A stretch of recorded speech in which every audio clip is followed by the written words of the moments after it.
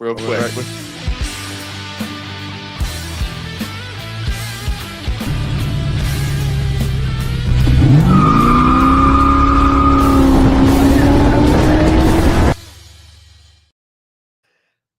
Well, good evening, everyone, Mr. and Mrs. America, and all the ships at sea. It is another live on Thursday, January 8th. Maybe moving to Wednesday next week. Could be, possibly.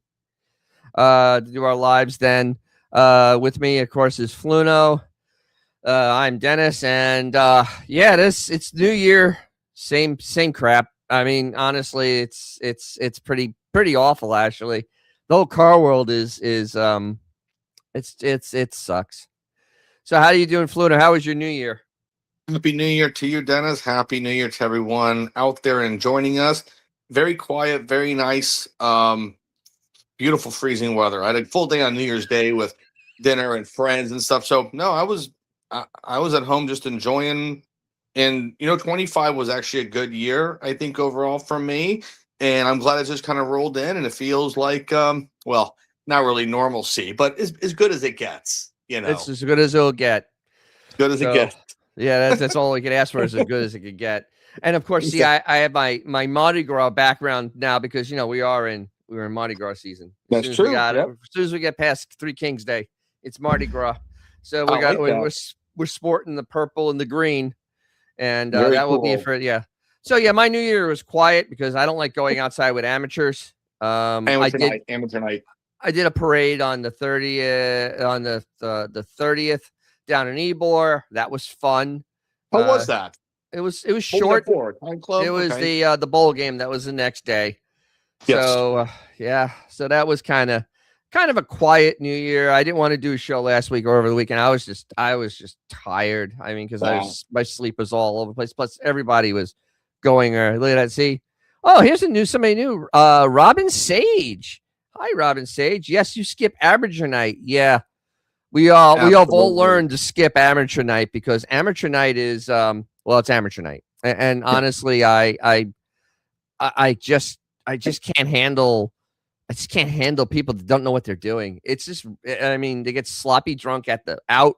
They get sloppy. I mean, just falling down on themselves. Like, good Lord, have some like pace or something. And then you ruin your whole day off the next day. Like, been there, done that. Yeah. 2 Diesel Larry. Hey, 2 Diesel Larry. Hey, Autobot. Cool. How you doing? There's no more football. Cool. I hope the rains have stopped for you out there at Autobot, because dear Lord, that was terrible out. He was out in Washington. They had that Pineapple Express out there. Right. God, it was terrible. Jamie Cotton. It even rained at the Rose Bowl, which, I mean, as we joke about Southern California, I heard it was horrible weather even there. Yeah, the Rose Bowl was a complete disaster. I couldn't imagine everybody. It's Barbara DeRush. So they, those drivers. You want to see bad drivers, out west people. When it rains. I've been in Vegas while it rained. I've never been so scared in my entire life. I mean, that is just little terror. They're not used to it. Oh, yeah, no. They're and they still drive the same. It's like I woke up. We were going to a conference a long time ago, and we were at my uncle's house, and it had rained overnight, and it was raining in the morning, and there was 250 accidents by 7 a.m. We didn't go anywhere for a few times.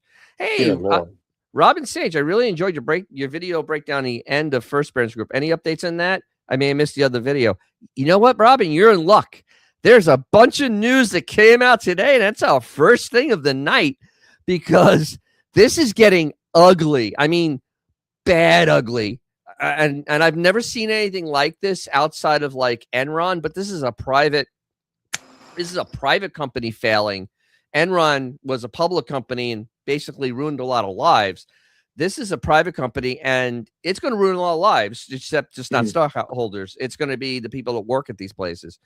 So if First Brands is a dumpster fire, and they still have an ongoing Department of Justice investigation, those always go quick.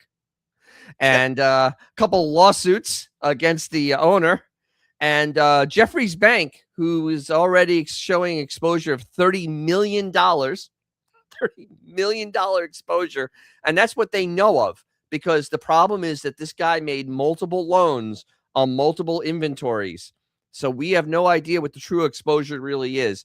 So this is going to be bumpy. And honestly, if you see sales on parts you need, buy them now. This isn't hoarding. This is literally preparing yourself, because there is going to be a time that there will be a shortage of stuff until everybody can sort this stuff out. I am absolutely convinced of that at this point, because you're going to lose a large percentage of things. I mean, we don't like Fram, but people buy it, and it takes a large part of the market. And if it goes away, that's not a good thing. So there's that. You want to review what are the companies again, Dennis? Just maybe for a quick reference. I'll do it all right. So everybody. So First Brands. This is one of the articles here. We'll get to that in a second. But here we'll put this up there. Let's both be here. Okay, great. Actually, I probably have to get the comments and make them small so we can see. No, I'm gonna hide them for now. All right. So this is First Brands. First Brands. The big names are Anco, Autolite, Cardone, Carter, Draw-Tite, Fram, Michelin wipers, Philip light bulbs, though, Ray Bestis brakes, Reese towing, Trico wiper blades, I can't say the name, that Takancha, which is also a big towing company. I mean, literally, they make brake controllers, all that stuff. So this is that company. They have rolled all this into one. Carter is basically the fuel pump division. So it's anything fuel pump related. It's not the carburetor part of it. It's not the legacy part of it. It is just the fuel pump. It's fuel systems. So this is the horrible mess, and this is the companies that are involved. And there are a lot of people, and a lot of these places have facilities in the United States. Like Fram actually has a lot of stuff made in the U.S. So does Carter, and Autolite's made in China. They're garbage. Fram has a lot of stuff made in the United States, and Phillips, and I believe like the towing company has stuff too, and Ray Bestis. I know Ray Bestis has stuff. So yeah, that's the mess. That's the mess, and that is what we're talking about. We're talking about a giant company that was born out of debt. And I just lost what the hell? Oh, there we go. Reuters is a weird website. Okay, so we're going to start off. I'm going to show you what's going on, because how it was going and how it is now. So we were starting with them that they basically were going to go into bankruptcy. And what happened is that some fraud came up, and they didn't have access to a lot of money because there's fraud investigations and there's also lawsuits. So right now it says they're going to run low on cash because of the fraud investigation. Right now they say they can run out of cash by January 31st, which is only 3 weeks away. They have $190 million in cash remaining after borrowing $1.1 billion in November. Let that sit in for a second. $1.1 billion was borrowed in November. They're down to $190 million now. That is a cash burn. That's serious cash burn. That's like U.S. government cash burn. That's actually, I was going to say, I think the government, even they said, hold my beer, U.S. government. We're going to do something worse than you people can do. Yeah, so it gets even worse now, is that the cash will only sustain the business operations through the end of January, which could undermine the company's efforts to investigate fraud in its pre-bankruptcy filing agreements. Singh told U.S. Bankruptcy Court Judge Christopher Lopez. That judge must be really, really happy about hearing that. I bet he had some very happy, positive words to say to this company. Not really. Yeah.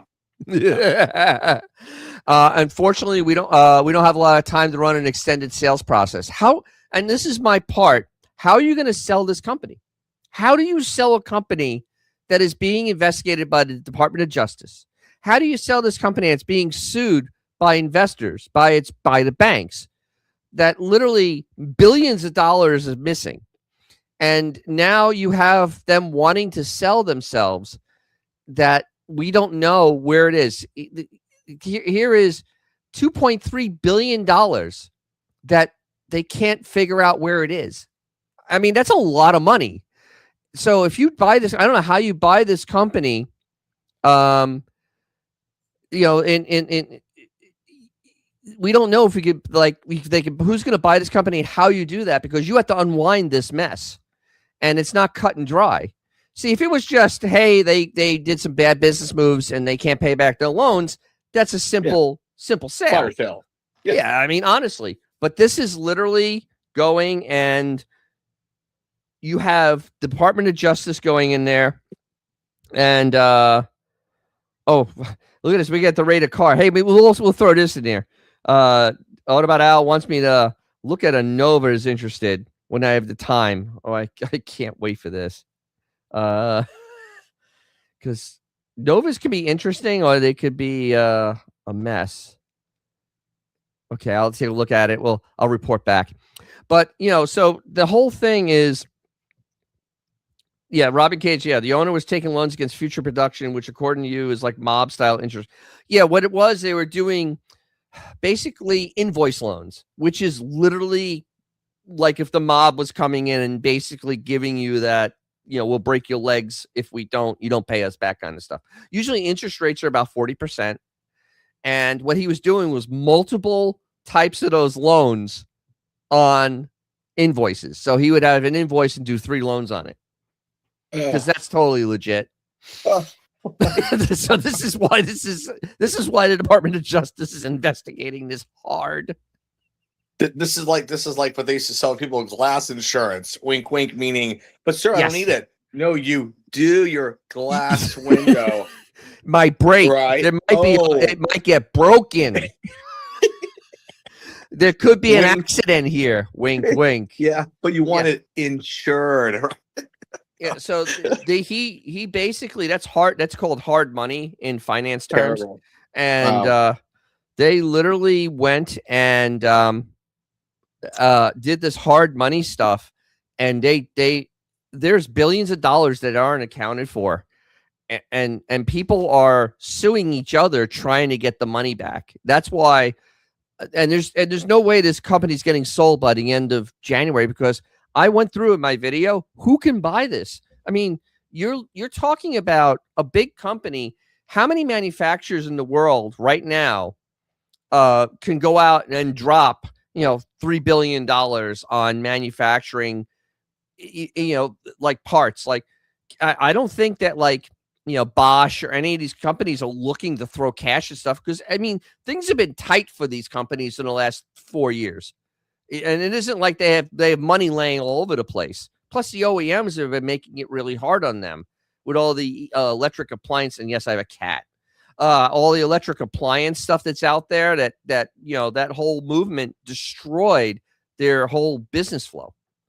So this is going to get very ugly. And that's why I'm saying, if you need parts for your cars, filters, oil, not so much, but filters, little parts like that, I would go buy them. I would, if you think you're going to need them next 6 months, go out, don't wait, just go buy them now, because you really have to be ahead of the curve on this. Because this is going to be bad. Let me ask you, Dennis, do you think, ironically, I just earlier watched the history, and I never heard of this company. You probably know them. I watched the whole story of the Fast Eddie from up in the tri-state area. Crazy Eddie. Crazy Eddie. Yeah, his prices are insane. This kind of rhymes in one aspect. Where do you believe that, again, maybe we don't know, because making invoice loans, etc., could this individual, these owners, whoever it is, be just simply taking the money off the top, putting it somewhere and stashing it, hoping they would get away with it? Or is this true? Like, where does 2.3 billion go? Where is it being funneled to? Where's the proof of what they're purchasing? It's that, how do you go through that much money that fast since November? We don't know. And that's the real short story of this, is that Nobody knows where it is. And that's why the Department of Justice is in there, because the billions of dollars are missing, like seriously, flat out missing. And how much is this? I just don't know how you're going to like actually, do anything with this, because it is to unwind this is going to take years. I mean, you're not talking this year. You're talking years from now that they'll finally be able to find everything if this guy doesn't flee, because he was born. He was born in what? He's Indonesian. I mean, he technically could try to flee the country. I imagine they got him held in there, but I can imagine that this guy's going to look for a way to get out, because he has a lot of people coming after him. A lot of people. They're even saying that $300 million was like the loans were done with his sons, and then the money disappeared. Oh yeah, this is bad. Yeah. Well, wait, Robin said it needs to be arrested and given no. See, the thing is, they haven't. Typical government, they don't have the best and brightest, because it's the government. It's just like when the Great Recession happened, they were never able to unwind a lot of those trades, so they couldn't figure out how it worked. They may take 6 months to figure out what type of crimes he committed, because he's under investigation. But you have to have for a grand jury indictment, you have to have pretty good evidence. It's got to be understandable and straightforward. And I think that's the hard part for him right now, because it's so complicated that honestly, it's going to be tough. That's the only way to say it. It's going to be really tough. Yeah. So it's just going to be, yes. Everybody was wondering. Yes. Fluno. I've known Fluno forever. He's a friend of mine. He loves cars. He sold cars. He has thoughts. So that's why he's here. I'm like the Ed McMahon of the group here, of helping Dennis. Well, I want to interject, though, Dennis, as well. I mean, okay, the billions of dollars, obviously people have lost a lot of money, but this is such a terrible trickle-down effect where it will cost jobs. Especially, like you said, a lot of these are actually still American-made product, American-owned, put that all lumped together. Jobs, quality, and like I said, we know, Fram, whatever, okay, there's always going to be love it and hate it products, but the word of mouth is, as we know, even long before the internet, will start destroying things. And it's just such an overall travesty where the money aspect is ridiculous and awful, but the human element of who knows what's going to happen as the stuff rolls downhill. And that's even more sad. So this is going to be a long process. And an ugly process. Ugly process. Yeah. And the thing is, I just read an article. I didn't bring it up because it was on those paywall things, but one of the Raybestos places that makes rotors is closing. 76 people are getting fired. Because everybody was bagging on Cardone. Cardone actually does a lot of work in the United States, and they are, they are the last resort when you can't get up, especially a brake part. They are the one that has it. And if you look up a brake booster for your car, I guarantee it's a Cardone one will be the first one to come up. All right, everybody's talking about this Nova that and since you have it here, let's talk about this Nova, this no go, as they say. Let me see. I don't see a price. That's kind of a problem. I don't see a price on this thing. And where we actually have a release of the Nova name again. No, this is a used one that Al is looking at, and oh my dear God. Yeah. Let's just drive up on the sidewalk and let's just dive into this one. All right. Yay. So Al, how much does he really want? It says 1, 2, 3, 4 up top. Ooh. Yeah. What year is it? It's a 76. You know who had a 76 Nova? Dan's grandmother. Sorry, folks. A good friend of ours. I used to ride around in it. Yes. It doesn't look rusty, I guess. Actually, it doesn't. The body looks straight. If it's under $1,000, sure, why not? If it runs, I guess you get the free water too. That would be nice. I like when people, I like when people leave stuff in cars and just take random pictures of it, because why the hell not? It has an expensive shifter in there. That's B&M shifter. So it's got probably has a reverse valve body. You get a basketball. Hey Al, do you play basketball? Because that's cool. This engine though, oof. It's an engine. It's a Chevy 350, right? Chevy 350, yeah, Chevy 350. Driven 10,000 miles, of course, by a grandmother. Yeah, I mean, if it's cheap enough. Oh, $2,000. Oh, come on.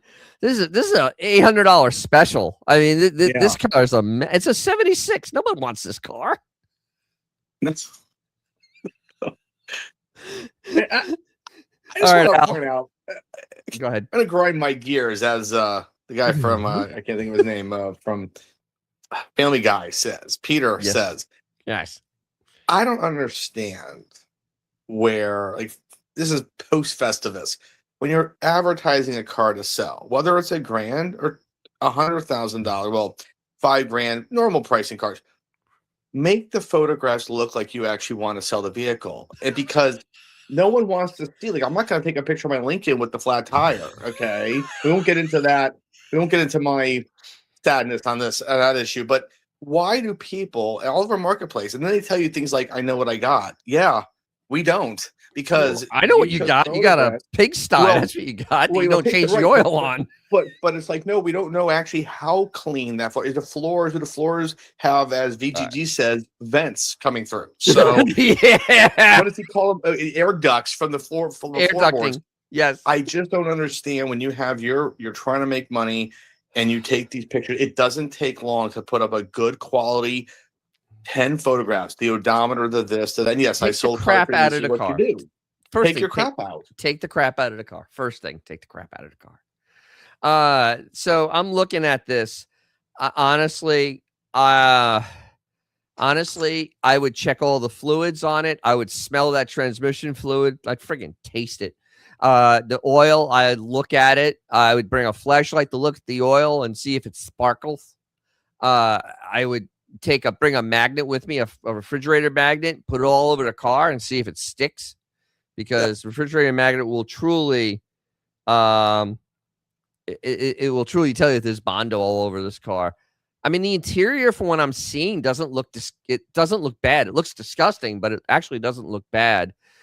I mean, it's just the engine compartment looks like ass. It has a heater core problem, because that's why that hose is like that. The heater core is bad. Is it bypassed? What? Is it bypassed? It's bypassed. That's what I looped there. That's a surest sign. Absolutely. And I would definitely, all this wiring looks like ass. I mean, it looks like somebody's kid did this. But I would honestly, I wouldn't pay $1,000 for this car. It has decent wheels, decent tires. If it has decent wheels, decent tires, maybe, and everything else is up to snuff, all right, maybe $1,000 if those tires are new, and because the wheels are nice. It is such an undesirable. I mean, a 76. This is malaise. This is as malaise as it gets. Nobody wants this car. So yeah, I mean, I would honestly start at 750 and see if he moves. If he stays on that number, just walk away, come back in 2 weeks, because it's still going to be there. I wouldn't be in a hurry to buy this car. I really wouldn't. Just because there's a lot of care issues in here that make me nervous. When I see like this type of stuff and I see the battery with the wiring, that makes me friggin' nervous that a lot of things were done really, really bad. Yeah, so there you go. That's my advice on this car because yeah, just be really, really and hear it run and drive it and make sure it actually can go in all gears. It was a blue car. Look at that. Somebody just did spray bomb on it. It was blue. Yeah. So there we go. All right, we've reviewed the 76 Nova. And the highlight yes.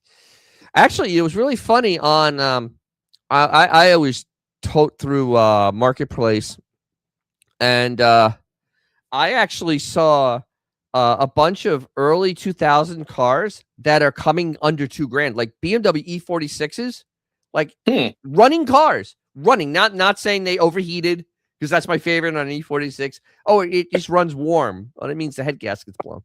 No, but literally, literally running cars like $1,500, and I'm like, wow. There was a couple that needed. I wish I had room. There was a couple that needed just a little bit of help, and one was a stick, and I'm like, that's not bad. I mean, honestly, it's a running car. The interior wasn't totally roached. It was a stick.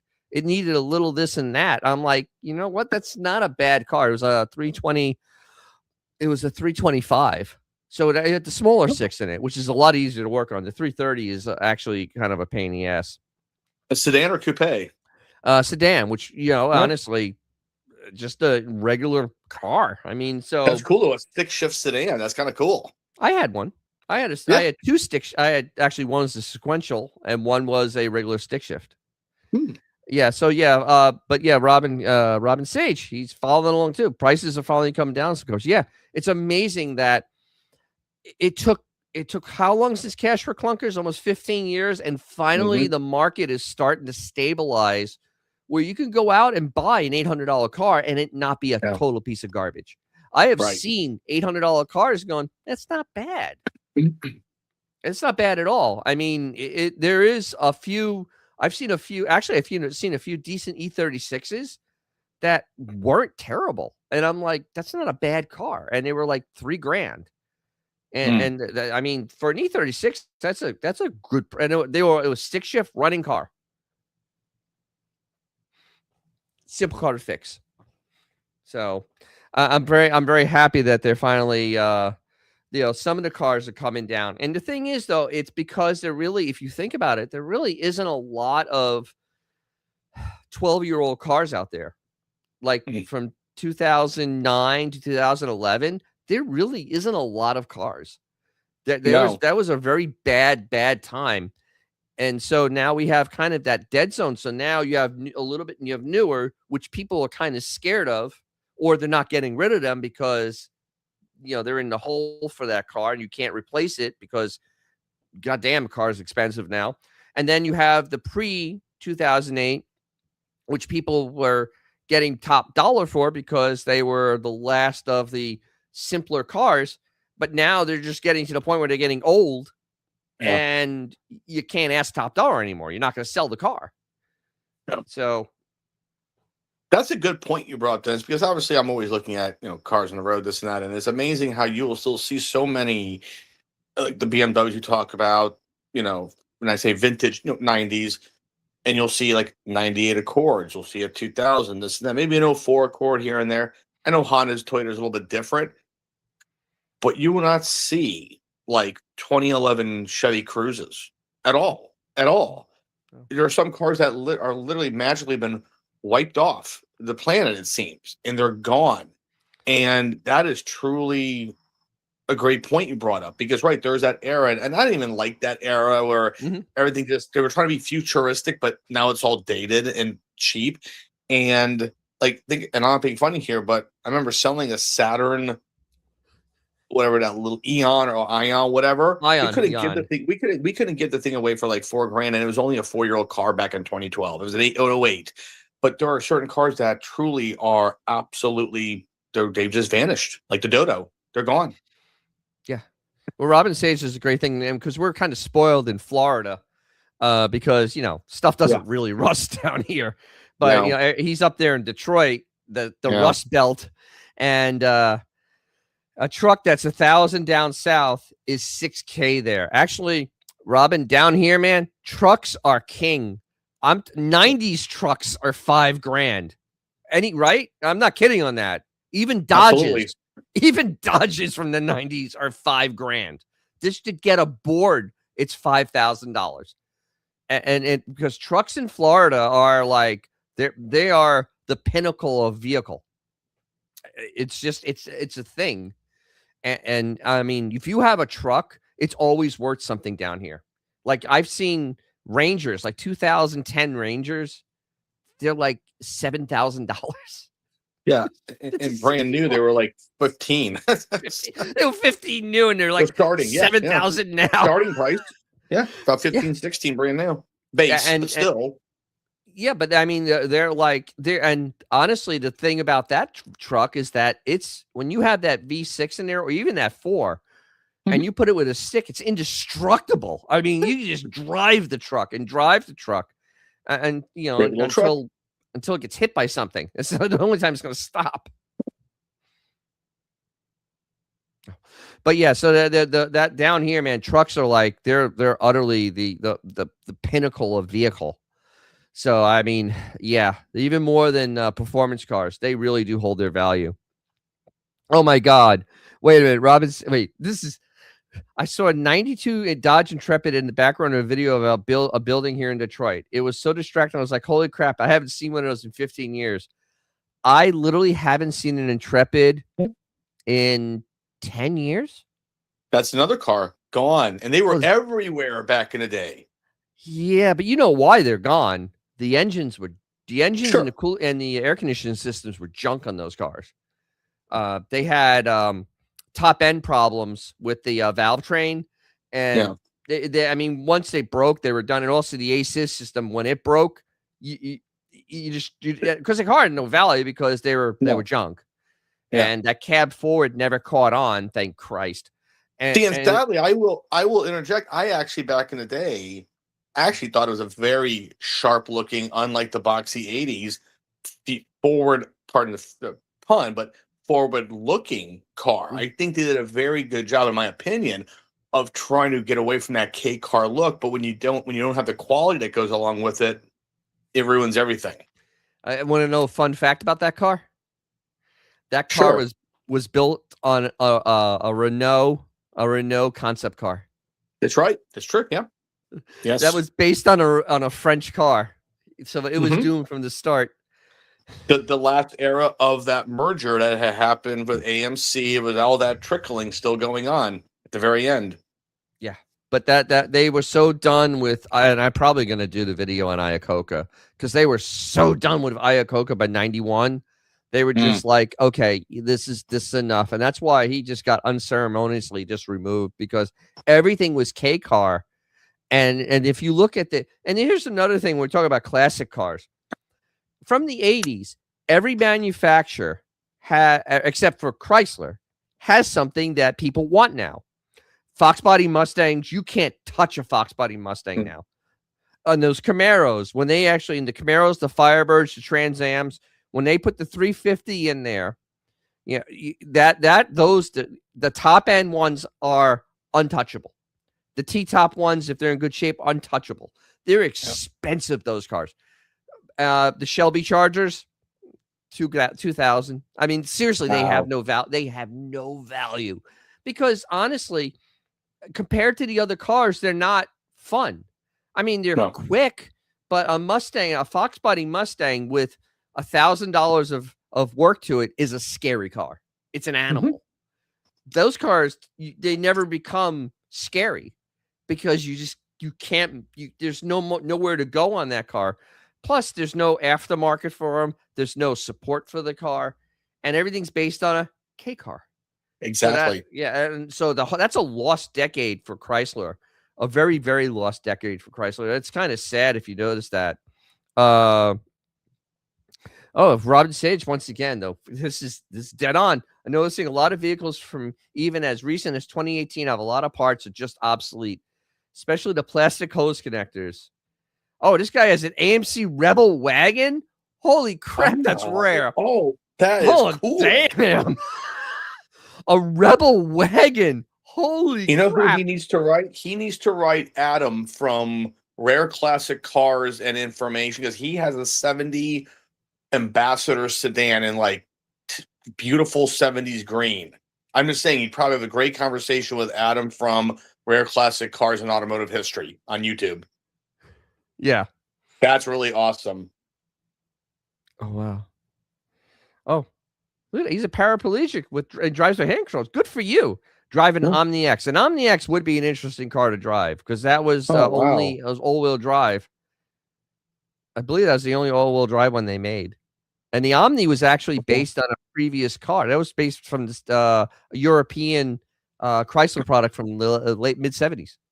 Yeah, and they actually were, as far as those cars go, actually very decent quality, and it ran from like 77 to 90 unchanged. Pretty It much. actually was a decent car. Pretty much. Well, good for you, Robin. Keep on trucking, man. Didn't Volkswagen? That's a really awesome story.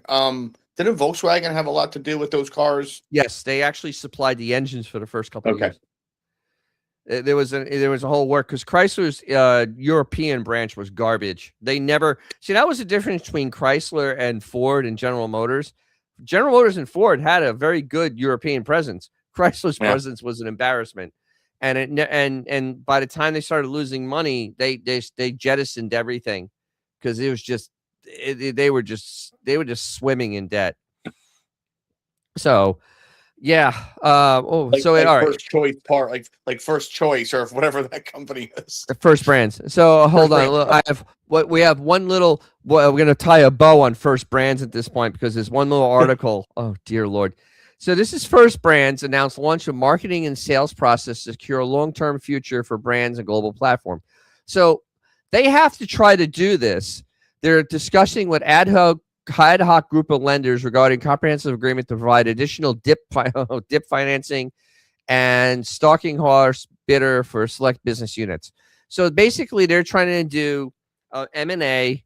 They're trying to talk to M&A groups, merger and acquisition, to try to get this company sold. But like I said, they're doing all these steps because they have to. You know, you have to show the bankruptcy court judge that you're trying to do these things.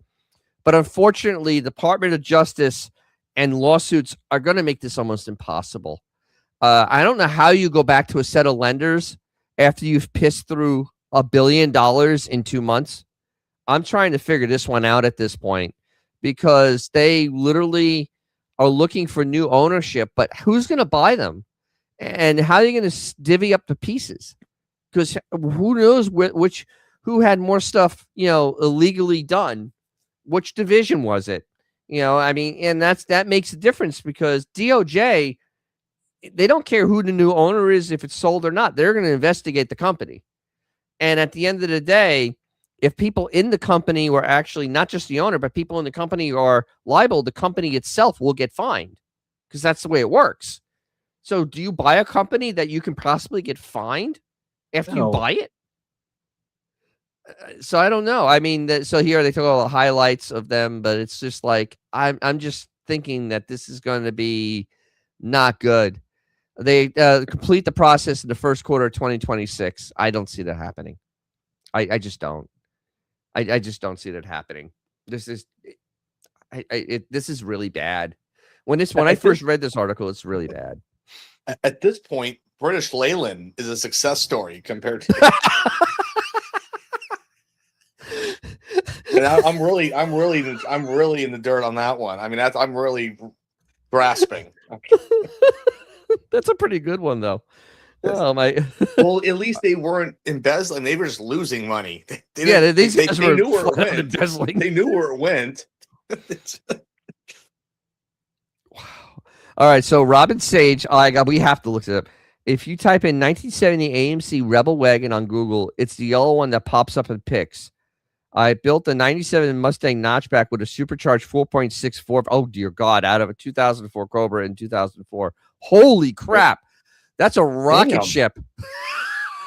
Very cool. All right. So, I found a few and holy crap. Okay. So here's the yellow one. I think I'm hoping this is the right one. Let me know if this is the right one, Robin. Let's get this up here because this is just friggin' too cool. So I'm thinking it's this one here. This thing, AMC Rebel Wagon. Actually, it's kind of near me. But yeah, oh my God. So they call this a Rebel Wagon. I wonder what, like, damn. Look at that thing, though.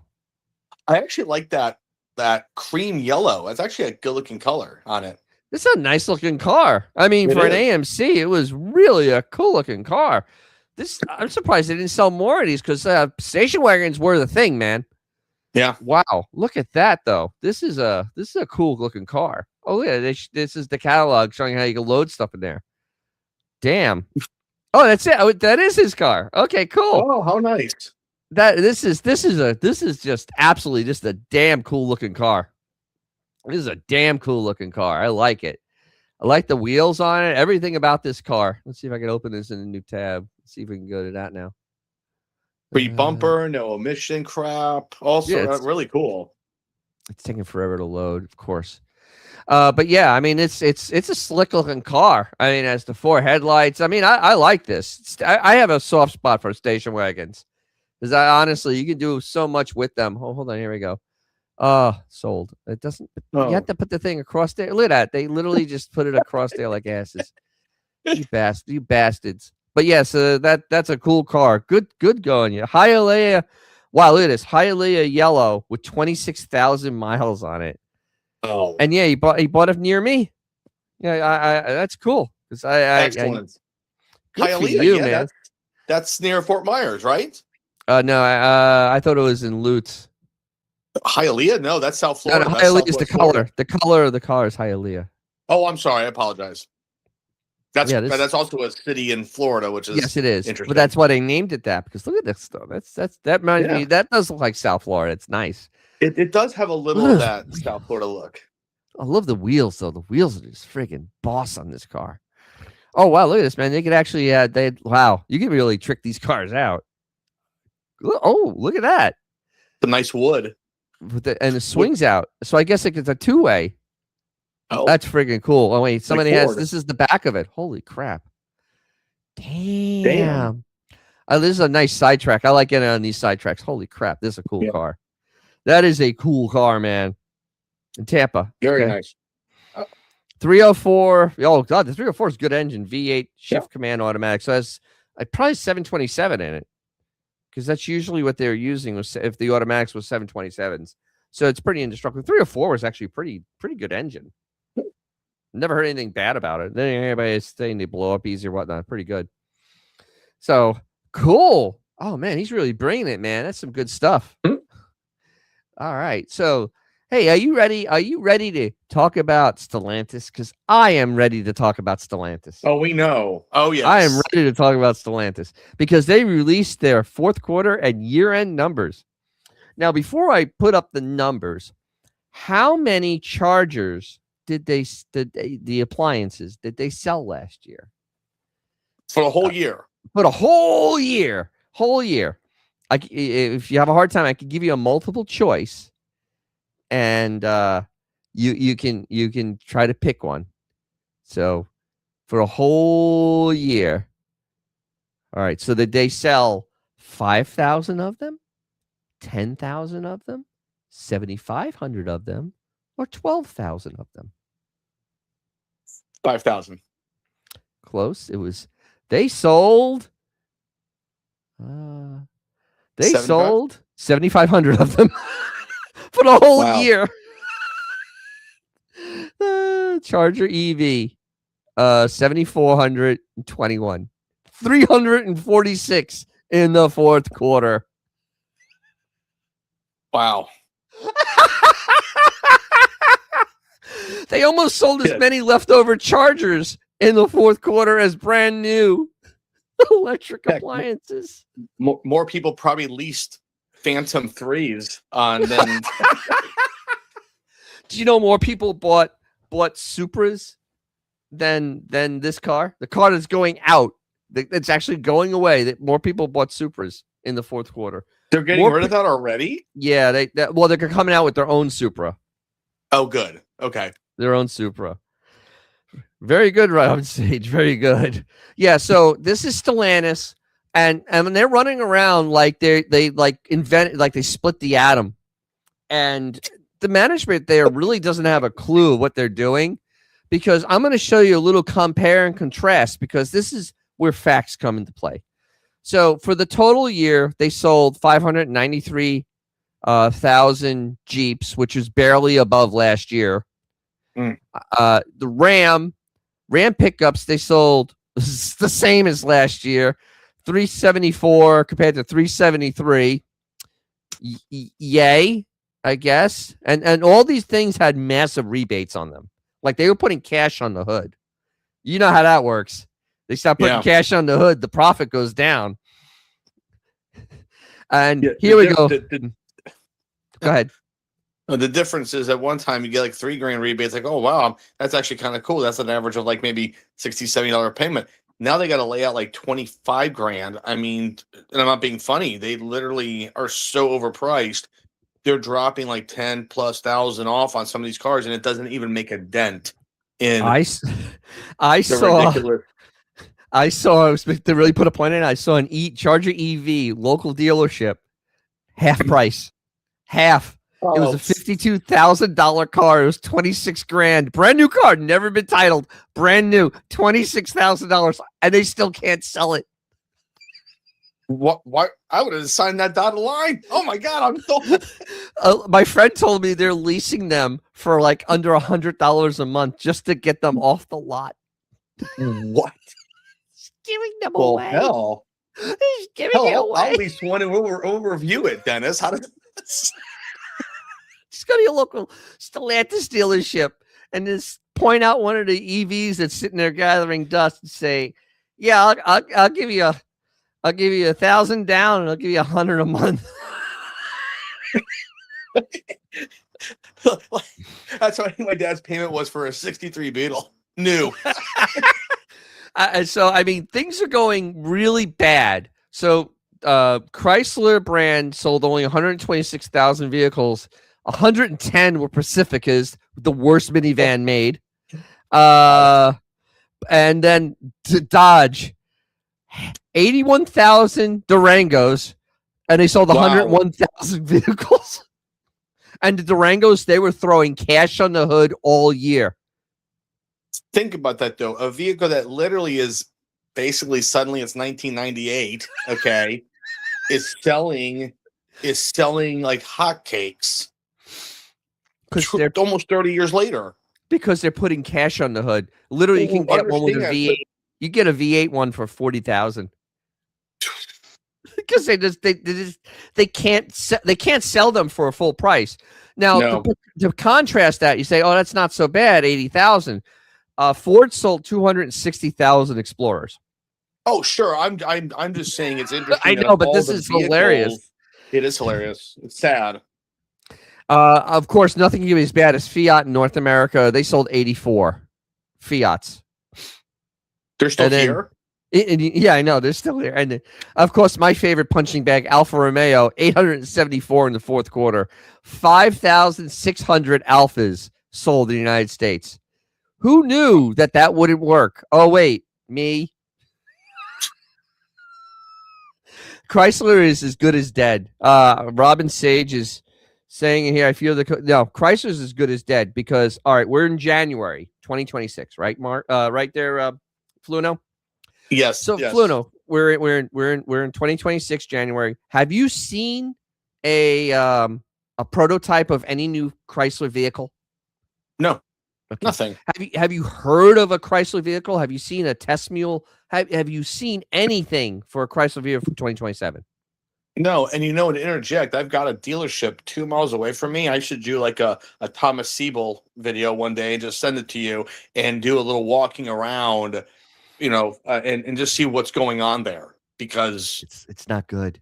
There's not good. I think Mitsubishi next to no, I'm being serious. I really think the Mitsubishi store next to them is selling like hotcakes compared. I'm being very honest, and by hotcakes I mean 100. You're probably right, but I mean, no, they are. I see more of those Eclipse Sport Crosses, probably because they're cheap. But That's sad when the Mitsubishi store is kicking your butt. So a little compare and contrast. So this is from 2019. So in 2019, they had an off year for Jeep. They sold 923,000 of them, as opposed to 593,000 now. 400,000 less Jeeps. They have screwed Jeep up so bad. I mean, this Grand Wagoneer, like, why? Why? 5,000 of them this year because people realize, it went from 11. This is how you know the public realized it's garbage. It went from 11, almost 12, to 5. That's not the price. That is literally like, it's not as good as a Navigator. It's not as good as an Escalade. I'm not spending that money on this thing. And it's really bad. And in fact, Dennis, next year, there is no more Grand Wagoneer. It's now just going to be the Wagoneer because obviously somebody read the memo. Yeah. Well, the thing is, how do you sell $100,000 Jeep? Because a person spending $100,000, they have a certain expectation of how to be taken care of. You're not getting a Jeep dealership. No, because they're used to people in Wranglers, and literally they can treat them like garbage, and they do. So, so here we go. Ram pickup trucks. So this is the Ram pickup trucks. This is 2019. They sold 633,000 Ram pickup trucks, and now they sold 374. Great success. You're doing a wonderful job turning the company around. Then we got Chrysler, which 126. That doesn't sound so bad, right? Well, until let's see, until you go, where did I lose it? This is you, and guess what? It's the same. Holy crap! It's the same number. They literally are selling the same amount of vehicles, but they still used to sell 29,300. They 300 started crashing in 2019 because it went from 165. It was, what model was that? The 300. That shows your credit score. Yeah. All right. So Dodge had an off year that year. They sold 422, right? And they sold 100. So your bread and butter division it's gone down 75% in 6 years. 75% sales loss in 6 years. This is embarrassing. I mean, honestly, this is not good, and I have to get into this. So there are other YouTube channels that are literally they're making a mess in their shorts over this, and I look at this and I look at it going, so what? Because do you know how many Hellcats they sold a year? 6,500, 7,000. That's all they sold because you can't afford the car. I can't afford the insurance on a Hellcat. I honestly, I can't. It's way out of my price range, and the car's me 100,000. This is not going to save Dodge. This is not saving. It's not saving Chrysler North America. This isn't saving anything. All this SRT stuff is stupid. It's a waste of resources. Because here's a fun fact: in 1970, Chrysler was in trouble. 1969 was a disastrous year for them because their big cars, the C-bodies, were redesigned and everybody hated them, and they didn't sell. So in 1970, they came out with a little car called the Duster. The Duster actually is the only reason Chrysler made a profit in 1970. And most of those cars were sold with slants, and some had 318s, and only a few had 340s in them. It was literally not that. The 340 was under 10%, and I think they sold 200,000 of those cars.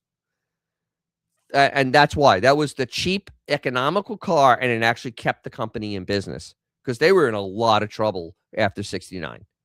And go ahead. Just to backtrack real quick, when you say the restock, are you talking about the fuselage design? Yes. That was not a success. No, it was an absolute utter failure in 1969. Really? Yep. No, I did not know. Utter failure. Terrible, terrible, terrible. It was just like, wow.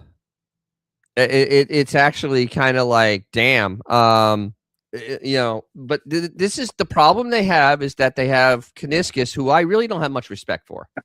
He seems like a cheerleader. He doesn't seem like a leader of a car company.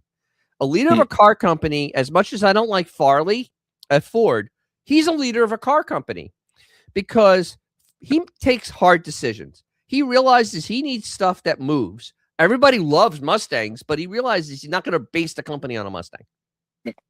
His bread and butter is F-150s. He knows Yeah. it's F-150s. I mean, and Explorers.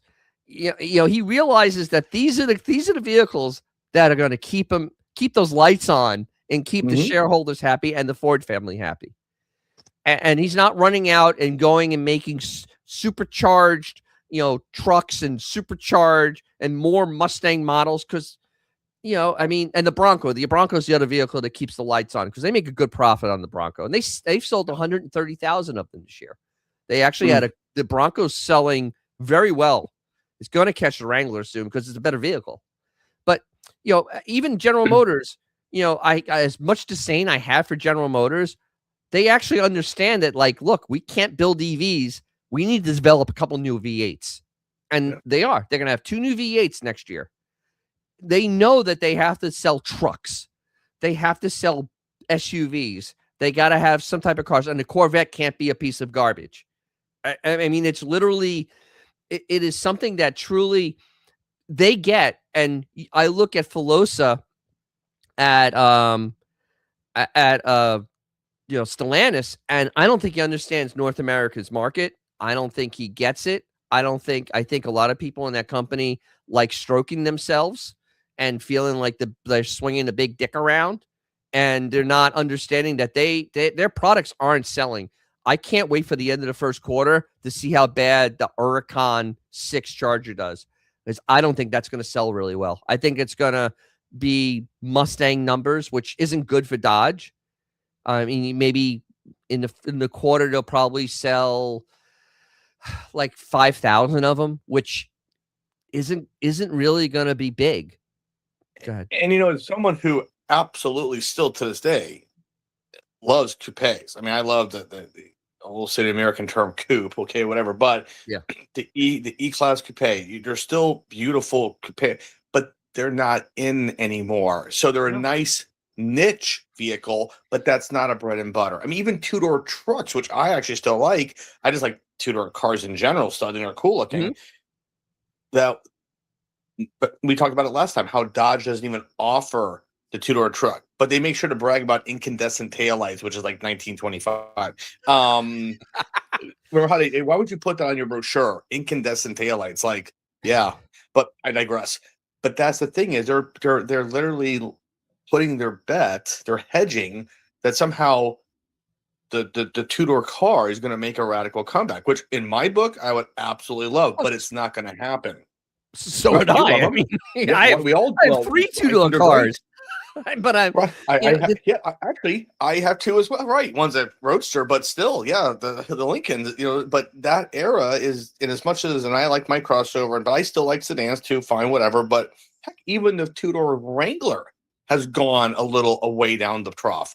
It's the 4-door that sells more now. Right, same thing with Bronco. The 2-door Bronco does not sell half and I as love much that. as the 4-door.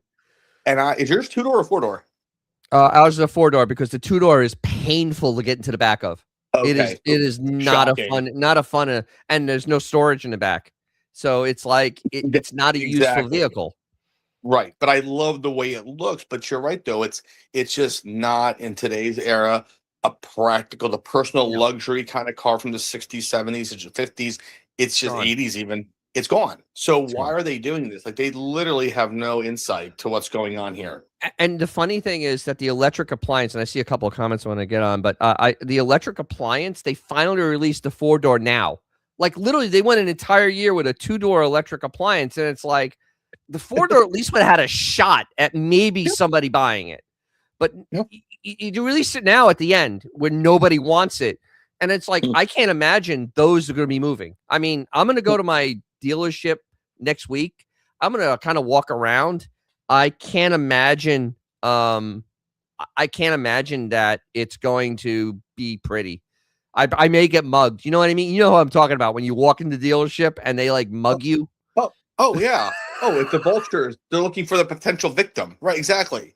But hey, for $100 a month, I'm gonna go right now and trade the Kona in and get myself $100 car payment. Exactly. So all right, Robin Sage has a lot here, and actually it's kind of cool. So this is he collects metal auto plant employee badges, right? And Oh it's wow. expressing all to see the plants I have badges for that are no more. I collect the same for suppliers, Saginaw, Delco, etc. Yeah. Oh my God. Like Chrysler closed down so many plants in the early 80s. Like where my car was built Saginaw. it was built in Lynch Road. And Lynch Road is Hmm. no more. That plant is gone. There was the other one they built. Like the main Ford assembly that's getting knocked down now. That was in Dearborn. That's gone, and because they have the new plant, but the original plant was gone. What? Wixom was a big one too. They just closed down a few years ago. That's where my car was built. Wixom, Yep. Thunderbirds Yeah. and Lincolns. Yep. Yeah. So I mean, it's really the 70s and the 80s were not kind to the and I actually did a video on that. What really happened, and a lot of it was the government made it impossible to sell a car, and this is where government literally. And as a side note here, we had this big dog and pony show in Washington. They wanted the executives to come in, I guess, about the price of cars. And it's literally the government is like the guy that lights somebody's house on fire and then blames that person for setting a fire in their house. Your rules and all your things have made cars expensive. It is not, this isn't the car companies on their own wanting to do this, because that's really not the way it works. The way business works, you try to sell as many of everything as you can. And honestly, I can't imagine, man, my phone is just going crazy, and I've got to. I can't imagine them like owning up to like, hey, you got to roll back a lot of safety stuff. You got to roll back a lot of the EPA stuff. You got to roll back a lot of these things that you're doing, and get rid of the protection of collective bargaining, because the unions basically are robbing us blind, and they got a 20% raise. Where do you think that comes from? It doesn't come out of the Ford family pocket. It comes out of your pocket and mine, and that's where it comes from. Well, like why is and again, whether people like or dislike Hyundai, Kia, whatever, that's fine. But just as a comparison, I mean, when you get a $30,000 Kona like mine is, okay, I mean, mine was like the middle of the road, you might say, right?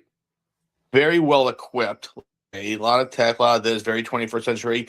A lot of the nice stuff we all love now, integrated, the screens, all that good stuff, and it's very. And they did it smart, just an interjection. They built it first as an electric, and then used that architecture for the ICE engine. Okay, so it has a lot of more space, yada yada yada. So they were thinking ahead, fine. But literally, what are you dealing with? And we're not talking about new tariffs. We're not going to get into that. But at the time, they're not unionized, and Nope. we understand workers and all that good stuff. It should make it fair. We got all that, but that's why there was so much more value for the car in many ways. Then I'm sorry, I'm not going to drop a Mustang now, which I love Mustangs. 50 grand. 50 I mean, grand. mine in 08 was 32 loaded. Even in today's with inflation, of course, I got dealer pricing, but in today's money, that's still like only like 41 or whatever it is. So Yeah, exactly. Yeah, it's gone through the roof. It's gone through the roof for ridiculousness. yeah, and the government has a lot to do with it, though, and it's Absolutely. and it because it affects all levels of production, because there's also a lot of stuff that um the like safety and then pollution stuff, because like get stuff chromed is literally an act of God now. I mean, for old Yeah. cars, if you want to get a bumper chromed, like in Florida, there's one place to get it done. It's on the East Coast, and you wait 18 months to get your bumper back. I mean, it's literally because the EPA has such a wrangle on that, and a lot of the manufacturing for a lot of the parts is kind of dirty, and it makes it very expensive because they have to spend extra for extra clean. I'm not saying I want to pollute, like have rivers on fire, but I mean there is a balance here, because we've gone way over the edge at this point, and it's really making everything impossible. Plus, do you realize there's no more cars with manual windows? There's not one None. car, no cars, no trucks with manual windows. They're all gone. Wow. Think about that. Every car has electric windows, which Why? You can't roll the window down yourself? I mean, honestly, everything has automatic air conditioning in it. I mean, I don't know of there may be few cars that have the manual style, but I still think even that is elevated. It isn't like my Charger with the little slider. You make it hotter or colder just by moving No, the. that doesn't. No, like they use that for years, like on my old Chevy and stuff. But the only thing I will say, as far as electric about, yeah, you have a work truck, okay? Yep. I don't mean that in a mean way. No, You're working there hard. are You got guys that are contractors. You need a work right. truck. You got rubberized floors. I mean, like my buddy, I have a friend out there, folks. My name Archie. I sold him his brand new '07 F-150. Out the door was like 15 grand, and it's a basic work truck. He did a little upgrade here and there. He still drives it to this day with 221,000 miles on it. Rubberized floor, stick shift, the 4.2 liter V6, yada yada yada. It's still a great truck. Crank windows. If you're working as a contractor, you are not looking for all the gadgets that get messy. Correct. Stuff that breaks that is a pain in the ass if it breaks that you can't fix quickly. A roll down window doesn't break. I mean, it's really hard to break one of those. No. Electric window will break. Yeah. It's guaranteed to break. Especially the switch. That's the first thing to go.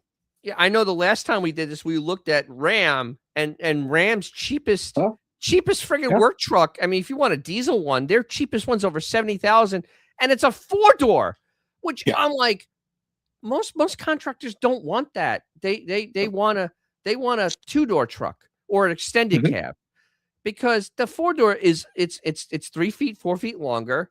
It's just more truck, plus you're paying for it. The Ford's, to their credit, this is why Ford is the #1 truck sales. You can buy a 2-door F-250. It is out there, and you can buy that. And it's actually 10,000. This is funny. A diesel F-250 is cheaper, $10,000 cheaper than a Ram. 10,000. I mean, I don't give a crap if you think the Cummins is better or whatever. 10 grand is a lot of money, and to a working guy, to a guy that owns his business, he's going to go 10 grand, and he'll probably work a deal and probably even get it a little less. Yeah, no. That's not even an argument right there. And Stellantis at this point they're in. I mean, they are. I know we can blame. Oh God, I can't remember his name because I hate him so much. The previous CEO for a lot of things, but he's been gone for a year now. What? Tavares. Yeah, Tavares. You can blame Tavares for a lot of things, but he's been gone for a year now. And they literally are still not have not changed any motion. They've stopped some of the stupid things, but they still continued on with the electric Charger. That should have been killed in the middle of the year. You knew it was a failure. At least Ford had the cojones to take the Lightning and bring it out the pasture and shoot it. They literally just pulled the plug on it and sent it away, because like it never happened. Like it never happened. It just disappeared. Yeah. Like when on the Godfather, when I went out on the fishing boat. I mean, that's literally they soldiered on with this Charger, and I'm like, why? No one wants it. You could tell after the first quarter that nobody wanted this car. And hey, there's nothing wrong with, let's give it let's try. We think this might be a hit, and we're jumping on a bandwagon. I love that. That's America. That's America for you. But you have to say, ooh, that was not a great idea. Not great, Bob. And not great, Bob. But I will interject real quick. When it comes to like cars and let's just say family vehicle, the cost of now obviously electric windows versus, let's say, making the crank mechanisms, this and that. If it's and you're the finance guy, but if the cost has come so way down, why bother making the manual windows for a cheaper car when you can just do the same architecture that's in the Kona for the Elantra? That makes sense. And everyone gets a little bonus of a value. But when it comes to trucks, you still need manual equipment, like manual transmissions. Why have they totally gone away from a basic truck? I think that's stupid. Because once again, it's economy of scale. It's because a lot of trucks are sold to consumers. Like I have, I have that giant F-150. That's true. Right. And that the architecture on those doors is the same on my 4-door as it is to an extended cab. So you just put the power windows in it. But still, it would make more sense though in the long run to go a little more manual. So I'm going to go back That's what a I'm little bit saying, right? Yeah. a little back on comments here because Robin Sage, I love this. I love facts, man. Wixom was once the largest indoor manufacturing building in the world when built. I live nearby. My friend retired there. He was building the Ford GT and retired when the project ended. So, God, that ended when the Ford GT got retired. I guess the last was that the last one, or was it before that? It was the the third generation one. Probably the last one, I would say, because it Okay. only recently, I mean, maybe within a Oh, decade, and he can correct me, I don't know, but it lasted because it was built, if I'm correct, for starting in 58 for the 58 Lincolns, which that's a forgotten situation as well with yeah. Ford 58 Lincolns. 58 through 60 didn't exist, and then it moved from the 58 Lincoln, 58 Thunderbird. Those were the main vehicles produced at Wixom, brand new, obviously state of the art facility. And like I said, my car was built there alongside of Thunderbirds, and that's what it was known for, was those vehicles. So, and it Yes. was top of the line tech for back then, and it lasted a very long time. Very cool. Thank you for that tidbit there. That was really neat. So G Canada, I think correct G Canada, maybe up in Canada. You own Fords. Come on, Ford power windows break if you sneeze on them. They're horrible. I've been lucky with my truck, but I mean, for a long time there, Ford power windows, and even into the teens, Ford power windows were always known for not handling well. But nothing trumps BMW. BMW has perfected The crunch. BMW has perfected the power window failure, because what they did is they took a good system and said, you know what, that's a good system, we should stop using it. So they went from what my E30 has, which is just basically a basic gear system, totally indestructible, to a cable system. And Like the the cable Z3. system, yep, and the cable system The snaps. scissor. Yeah. No, actually, no, even beyond the scissor, because I had the scissor in the E36, they actually have cables. And it moves a cable to move the window up and down, like on slides. Oh, no, I know, but the scissor in my Z3 literally is a smaller looking. I mean, not the same, obviously. My Continental has the lose your finger scissor system. Yes, Very solid. They ain't doesn't broke, break. don't fix it. Yeah, it doesn't break. I mean, it works. But BMW has perfected the window brake. They literally made the most to save weight, because they literally save probably 3 pounds on a car. I mean, that's what it comes down to. And probably $1 as well. Yeah, because they use these cables with pot metal. It's literally pot metal on the end, moving a giant piece of glass. Yeah. And I did on we had an X5. It was a 4-door. I did 6 windows in that. I did 6 window regulators. Just think about that for a second. I did 6 window regulators on a 4-door car. Where did the extra 2 come from? Where did the extra regulators I had come to from? do the driver's one twice, and I did the front passenger one twice. Okay. Wow. Yeah. I mean, it's just yeah. So, and then the door handles. That's the vehicle that the door handles break. And you can't get in the vehicle. You have to roll down the windows and open it from the inside. BMW, or they always later 2000 BMWs. It's borrow them, don't own them. Borrow them, own them. See, in the chat, they're talking about the Panther platform, which actually was one of the most indestructible platforms ever. Those Grand Marquis town cars and the LTDs, Crown Vics, man, those things were just friggin' indestructible. And in fact, you still see tons of them today. And they stopped making them, 10 years ago? I believe the last 2011 was the last for the Crown Victorious, because of, I think, basically livery vehicles. But the town car was 09. But yes, the platform lasted until about 2011, 2012, right at the last. My folks had the 05. Great vehicle. Ancient, but technically ain't broke, don't fix it. That platform actually lasted 32 years. 33 years, because it started in 78. Because I did a thing on, and literally that the original one, actually the original one had a 400 in it. And then, in 79, they went down to the 351, 302. What year was your baby blue? Or blue That was a metallic, I 19. should say. It was a baby. No, it was baby blue, 85 Grand Marnier with Grandma, the half roof, the halo top. the halo top with the padding on it. Yeah, that thing floated down the road. It really did float down the road. That car was horrible. It was comfortable though. I had the beautiful crushed velour seats. You know, Absolutely. I did get a dual exhaust from my grandfather's Ford dealer, and they had to take one out of warranty, and I was going to throw it away. And then that car, I ended up having dual exhaust on it, and it actually hurt.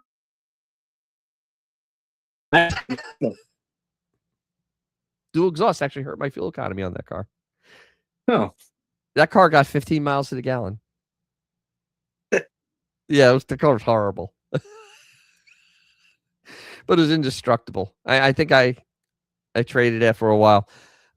So as Fluno goes and does whatever Fluno's doing, hey, Jamie Cotton's still here. Hey, how you doing?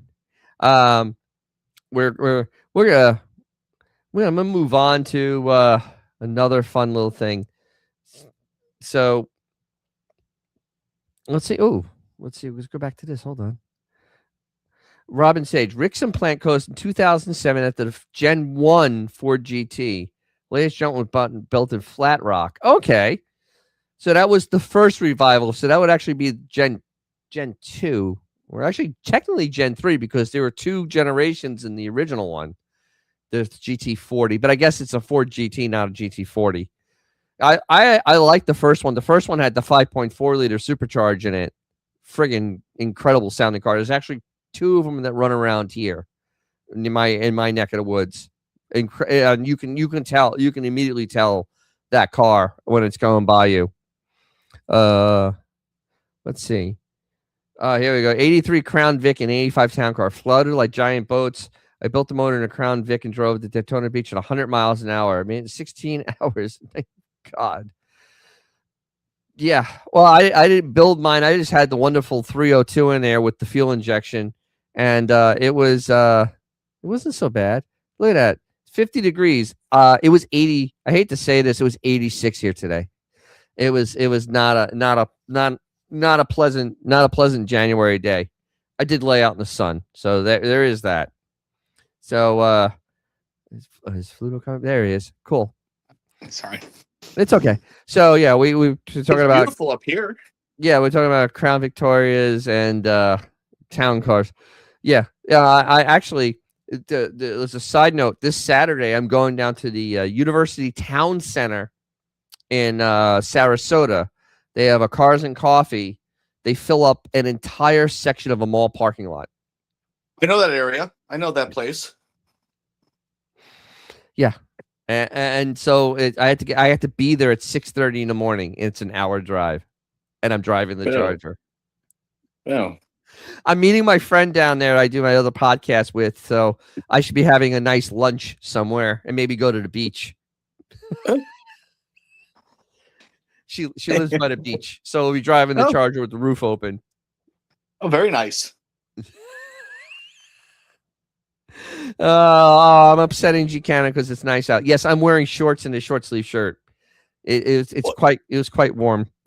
Well, our New Year's Eve was at least up here. I'm about an hour-ish from Dennis right now, and it was like 30. I loved it. It was nice. It was about 32. I was pretty much inside just watching TV, but it will drop again a little bit. But this is perfectly comfortable. But yeah, short sleeve shirt, shorts. Yeah, it needs to be like 65, 45. I don't want the 87 already back. I had that today. I had 86 today.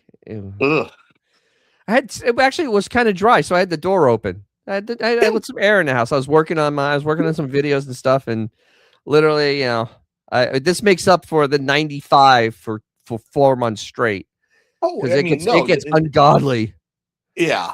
Oh no, I was doing some outside work. I did a lot of errands today. I was driving the Z3 around perfect weather, actually. Exactly. Perfect. Yes. So my final thing on Stellantis, because why not, is is this. Our favorite Jeep hybrid plug-in has been canceled. No. Yeah, I know. Shocking. the thing that's had 4 recalls and not been repaired is getting pulled off the market. They say it does not impact future range extending electric models. Yet I think those are pretty much dead too. So the 4xe was the best selling plug-in hybrid in America. That's a low bar. And heralded a new electrification strategy for an off-road vehicle because there are lots of chargers in the middle of the Mojave Desert. There's lots of chargers out there. You can really power up your electric thing. So as of the end of this model year, actually they're done already. The 4xe, the Wagoneer 4xe, and the Chrysler Pacifica FEV have officially been discontinued. They're just done. So Stellantis continually evaluates its product strategy, not involving customer needs and regulatory requirements. Stellantis spokesman told The Drive, with customer demand shifting, Stellantis will phase out all plug-in FEVs programs in North America beginning in 2026 and more competitive electrified solutions, hybrids and range extending vehicles would best be. No, that's not going to work either. No. So they threw in the towel, but they still haven't picked up the plot because the Bronco doesn't come with this garbage on there, and it's selling just fine. It's selling just fine. It's a simple vehicle. It's fine for an modern vehicle. It's a simple vehicle.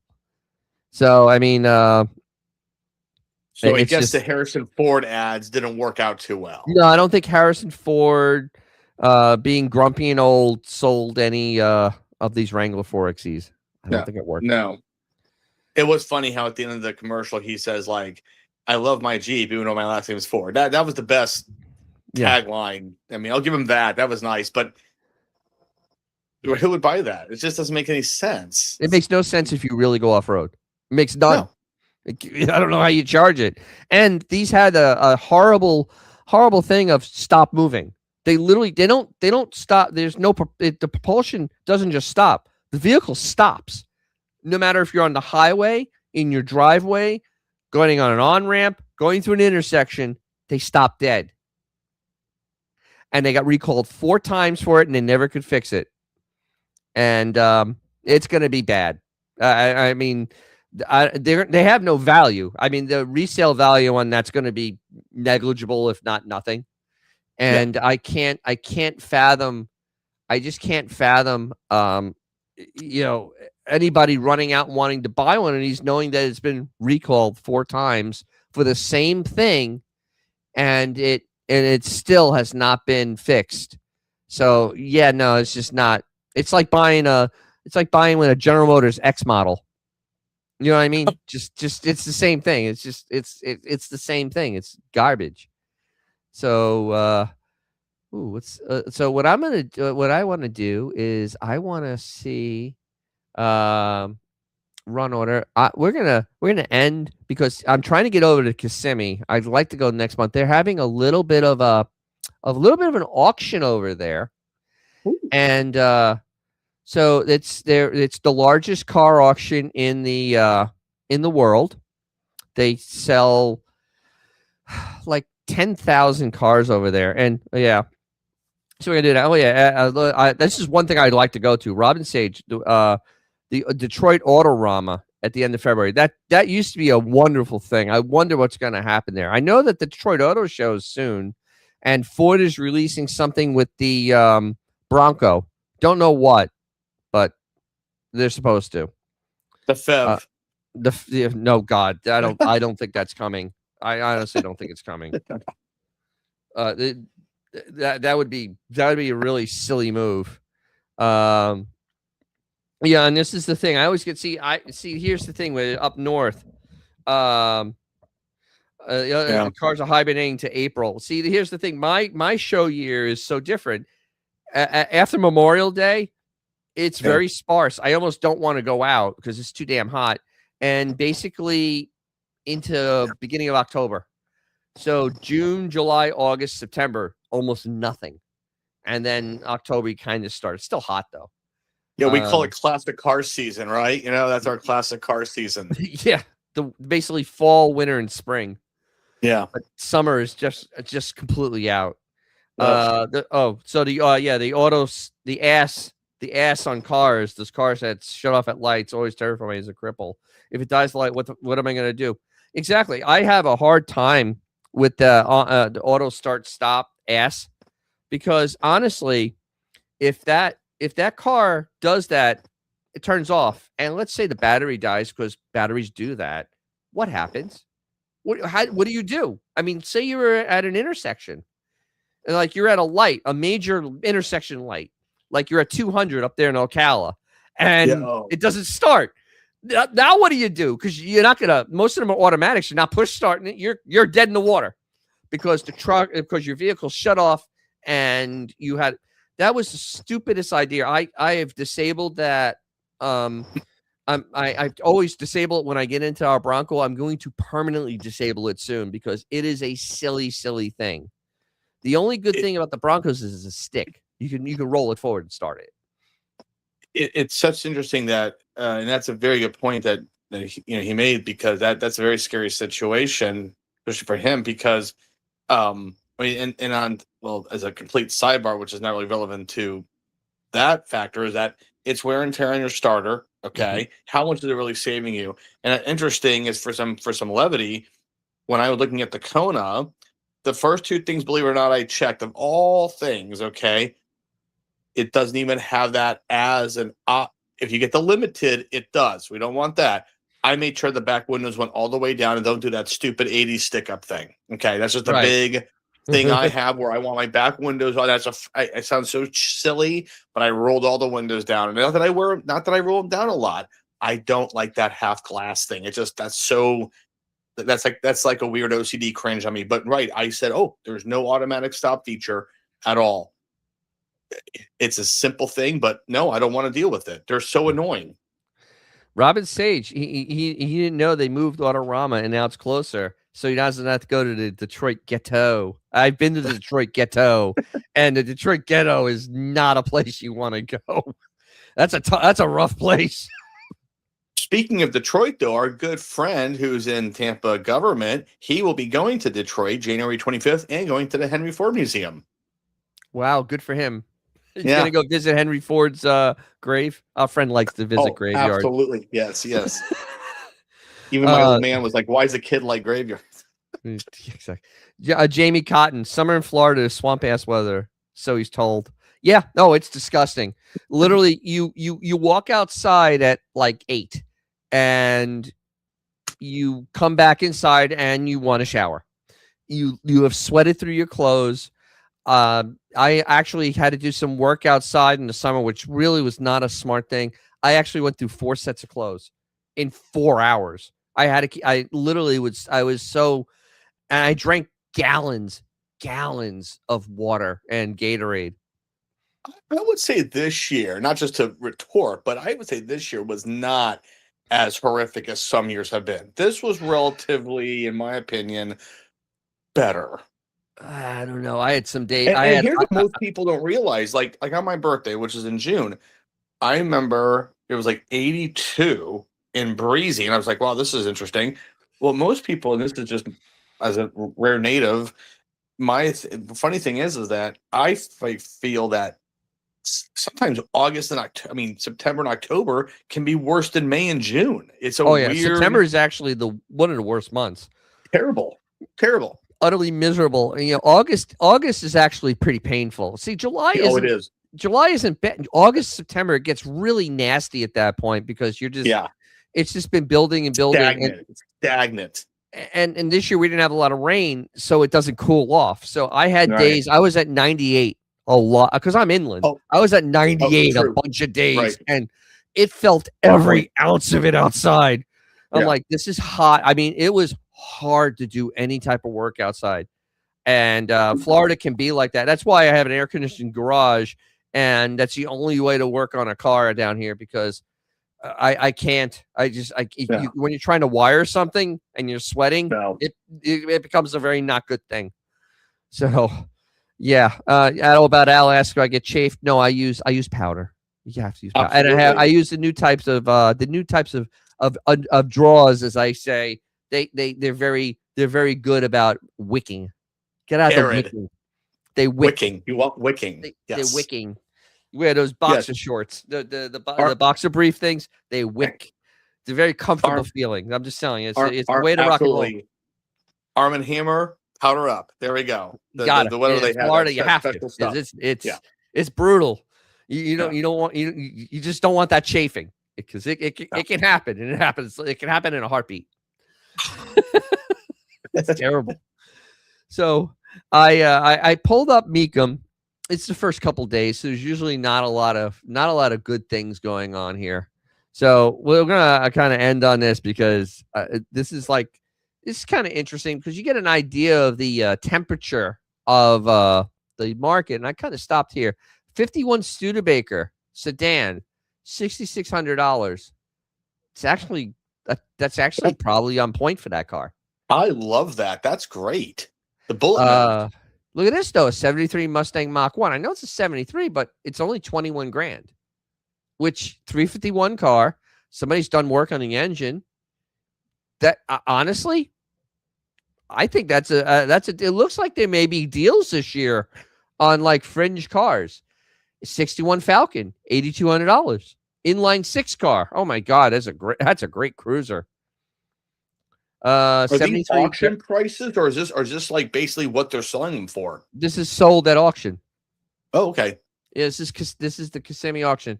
This ridiculous Barracuda is going to be expensive, so it's 28,000. I don't think that car. I don't think that's worth it. Here we go. I hate these 63 Econoline, $8,800 because I almost fell out of one. The door opened on me when we were going around a corner. Shocking. Inline 6 though, it has that Ford inline 6. Drive that thing forever. Here we go, $8,200. Jaguar XKR convertible. We'll let Dan know. Yeah, let Dan know so I can buy another Jaguar. He hates himself. A fair lady. When is this going on? When is this going on? To the end of next week. Oh, yeah. So I'm hoping to go next week. Look at that. Monte Cristo didn't sell. Here we go. Oh, the custom Firebird looked like a Testarossa, 11.5. Oh, terrible. But here we go. Fox body, 14, and it didn't sell. Bid goes on. So these are sold cars. Okay, these are sold. Well, both. There's a lot of mix here. This is what went through the auction. 2003 Super Duty with a 7.3 Power Stroke, 15. There we go. Deal. That's a thing. That's a 1,000,000-mile motor right there. True story, real quick. We would literally sit if a 7.3 got traded in, we literally all raced to our desks like they did an airplane and the phone booths fell over. Okay, we would all race to our desks as some big diesel goes by. We would race to our desks because everyone had a customer who had wanted a 7.3, and it was like a game, like the Hunger Games of who would get their up in first for the 7.3. Absolutely. Yeah, the 7.3 is the one area wants, and that's actually, you may be thinking, wow, that's a 22-year-old vehicle, 23-year-old vehicle, 15,000. That's 7.3, and it looks like it's on a work truck. It is on a work truck. See, it has the boxes. Oh yeah, this is something somebody like an electrician would buy. Honest to God, $15,000 for a work truck all day long, twice on Sunday. All day long. And it has probably his power takeoff on it. I mean, yeah, this is an absolute. Oh, look at it, 114,000 miles. That's nothing.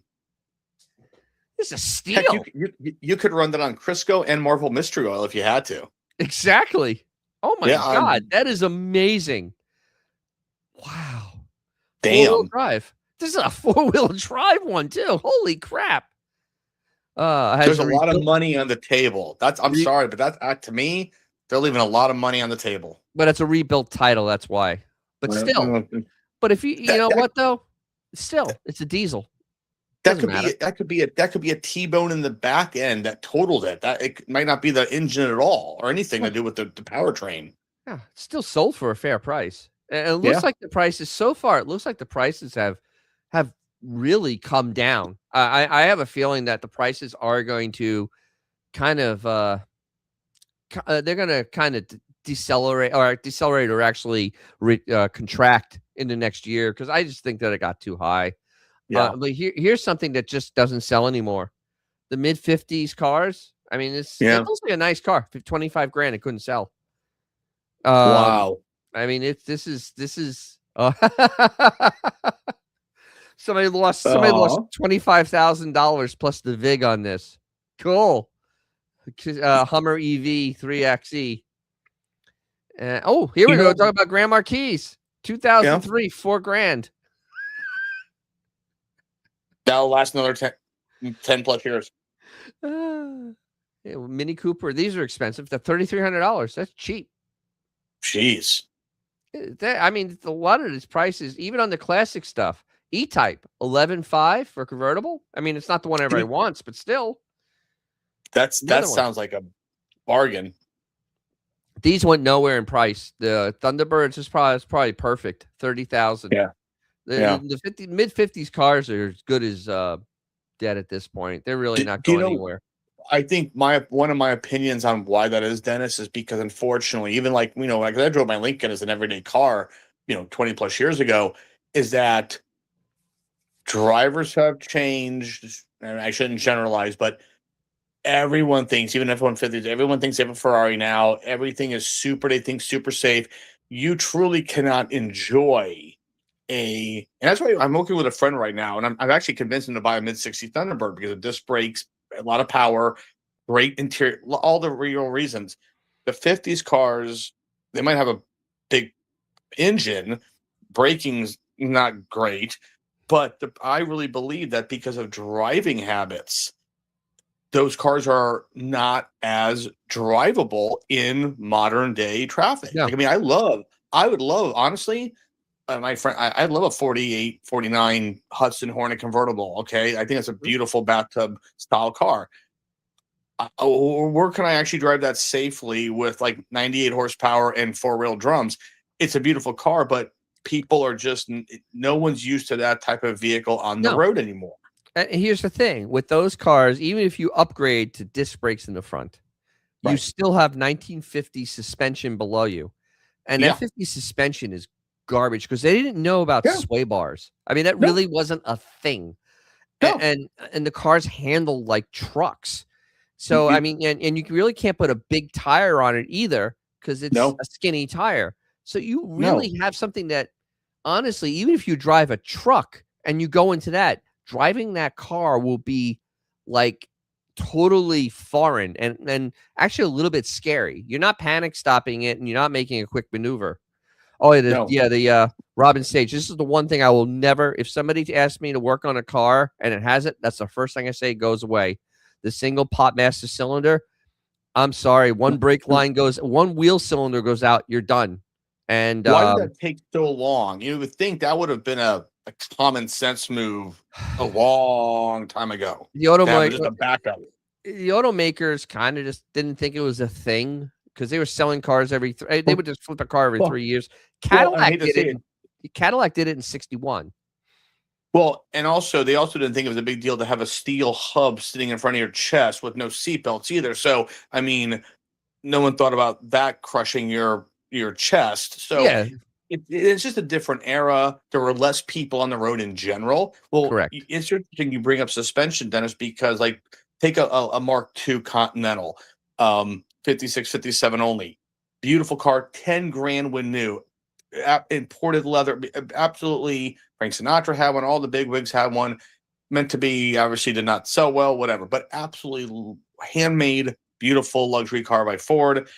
Supposed to be, top of the top, right? You drive one, you might as well be in a truck because the suspension they didn't have that foresight yet. And you're exactly right about that. They drive like trucks. Yeah. And that's why I always recommend a 60s car because you're getting more into a modern era where, you still have maybe,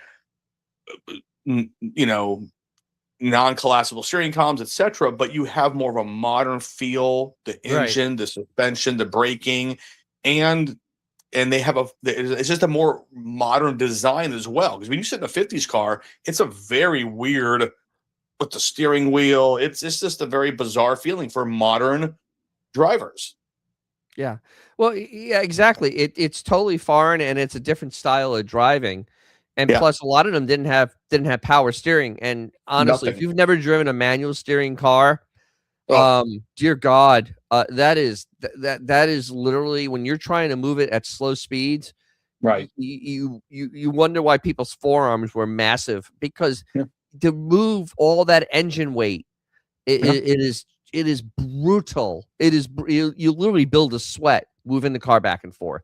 right. That's why the And wheel was 20 inches with a suicide knob on it. yep. So it's going to point at this thing because this is a '57 Bel Air convertible. This is all original. The year Wow. everybody would want only 57,000. The '50s cars are just not there anymore. Mhm. They've peaked and I think they're past where they good at. Oh my God, a misfire. Somebody sold a Crossfire, $8,200. Wow. Actually, the prices for the most part look. This is a 427 Corvette, 42,000. I mean, if there's nothing wrong with these guys, these are good deals. Yeah. Except for that, that's not a good deal. That's a lot of money. Oh wow, a bus, a Type 2 bus for 22 grand. Wow. Yeah, so I mean, honestly, it looks like prices have gotten a little more sane at this point. Robin states drum brakes are fine, especially with power brakes on the first stop when They it's get dry. yeah, yeah. That second stop is a little on the scary side because once they get hot, a lot of things are not working well. And if you go through a puddle, but if you have it, you know this. But if you don't know this, when you drive through a puddle with drum brakes, water gets Pump. inside that brake and it will not work until it dries out. Disc brakes dry immediately. And That's it's that's not always so the much scary thing. us. We know our cars. It's the other people now, Sally, that think that they're, whether it be a Kia K4 or an F-150, is a Porsche Carrera, Right. and they're not looking like, I think I told this story about Dale Mabry just in Tampa. Beautiful, like 48 fastback Chevy. It was obviously before the redesigns of 49. Absolutely beautiful car. And I'm thinking that man has to be cautious, not because he's ignorant, but everyone around him doesn't realize that thing is not going to Stop. pass, stop, steer, anything like a modern car. I'm not bagging on the car. Everyone had that. Like my dad used to say, we all drove the same kind of car. So everyone knew the problem, or we all drove the same way. But right, drum brakes, they do, or they work, but you have to know how to use them properly, and other people around you are not going to care if you're having an issue. Exactly. It's been a really drivers have become horrible. It Mhm. really is. It's just a lack of self awareness and caring for the other driver. It's like and it's really Florida is actually very bad. Florida is Yeah, actually some of the worst driving in the world. It's here, because honest to everybody God, came here from somewhere else. and they all drive like that. People from Right. Pennsylvania drive different than people from Michigan and people from New York and people from Iowa. It's not a good mix. It's a very, very bad mix of people. And then we have Canadians and they do their thing. And it's a very ugly thing. Like in Italy, they drive psychotic. I mean, especially in Sicily, they drive psychotic. But nobody tailgated, nobody cut people off, nobody did anything stupid because you just drove. You know what I mean? It was just, okay, we're all just going to keep moving. And Mhm. I didn't see one thing of road rage. I saw no one scream. And Italians have that reputation. Nobody screaming at anybody. In fact, a guy on a bicycle, I almost hit him. He like cut across me when I was going onto the highway. And I stopped and he just waved at me. And I'm like, cool. And it's like, he went on his way. And it's like, all right. Didn't get upset with me. Didn't yell at me. Nothing. Just, okay, cool. I made a mistake. Cool. All right. And we just went on our way. So, but Florida is literally the worst place in the world to drive. So driving down to Sarasota I'm leaving in the morning. It's going to be fine because it's going to be 5:15. It should be fine. Coming back is what I'm worried about. I'm worried about coming back in the afternoon, just because people are stupid. With an old car, they just don't get it, and it's like, There you yeah. go. And let me ask you this, Dennis. In Italy, don't a lot of people still have manual transmissions in their cars? Yes, it's a very So big thing see, over there. it's a different type of driving. You're controlling the vehicle literally hands on. It's a mentality situation. And like I said, that's the problem, I believe, with a lot of these extra vintage cars. Yeah, I didn't see a lot of people on their phone over there. I just didn't see all the nonsense that we see here. And it's a huge difference in styles of driving, and it's really it's truly it's truly amazing when you come back, especially to Florida with its insanity. Yeah. That and every part of Florida is different. Like Miami, Oh, you can't putter around Miami unless you want to get run off the road yeah. because they I've never seen driving like that in my entire life. Even in Europe, I've never seen driving like that. That's Miami. They're nuts. They're, I mean, New York has the reputation of being I probably am a little aggressive. I grew up there. That's how I drive. But these people take it to Yeah. another level. I mean, it's just like, damn. But Well, think about it. My dad taught me how to drive. He was a Chicago City guy. So I am aggressive, but I'm more defensive and aggressive, if that makes sense. Because you're on, but yes, I do have a left foot. Now, I'm not gonna lie, a little impatient here and there. But when you're like, well, yeah, but when you learn in the city, it's a completely different yeah. type Oh, of it's driving. completely different. It's completely different mindset driving in like New York City.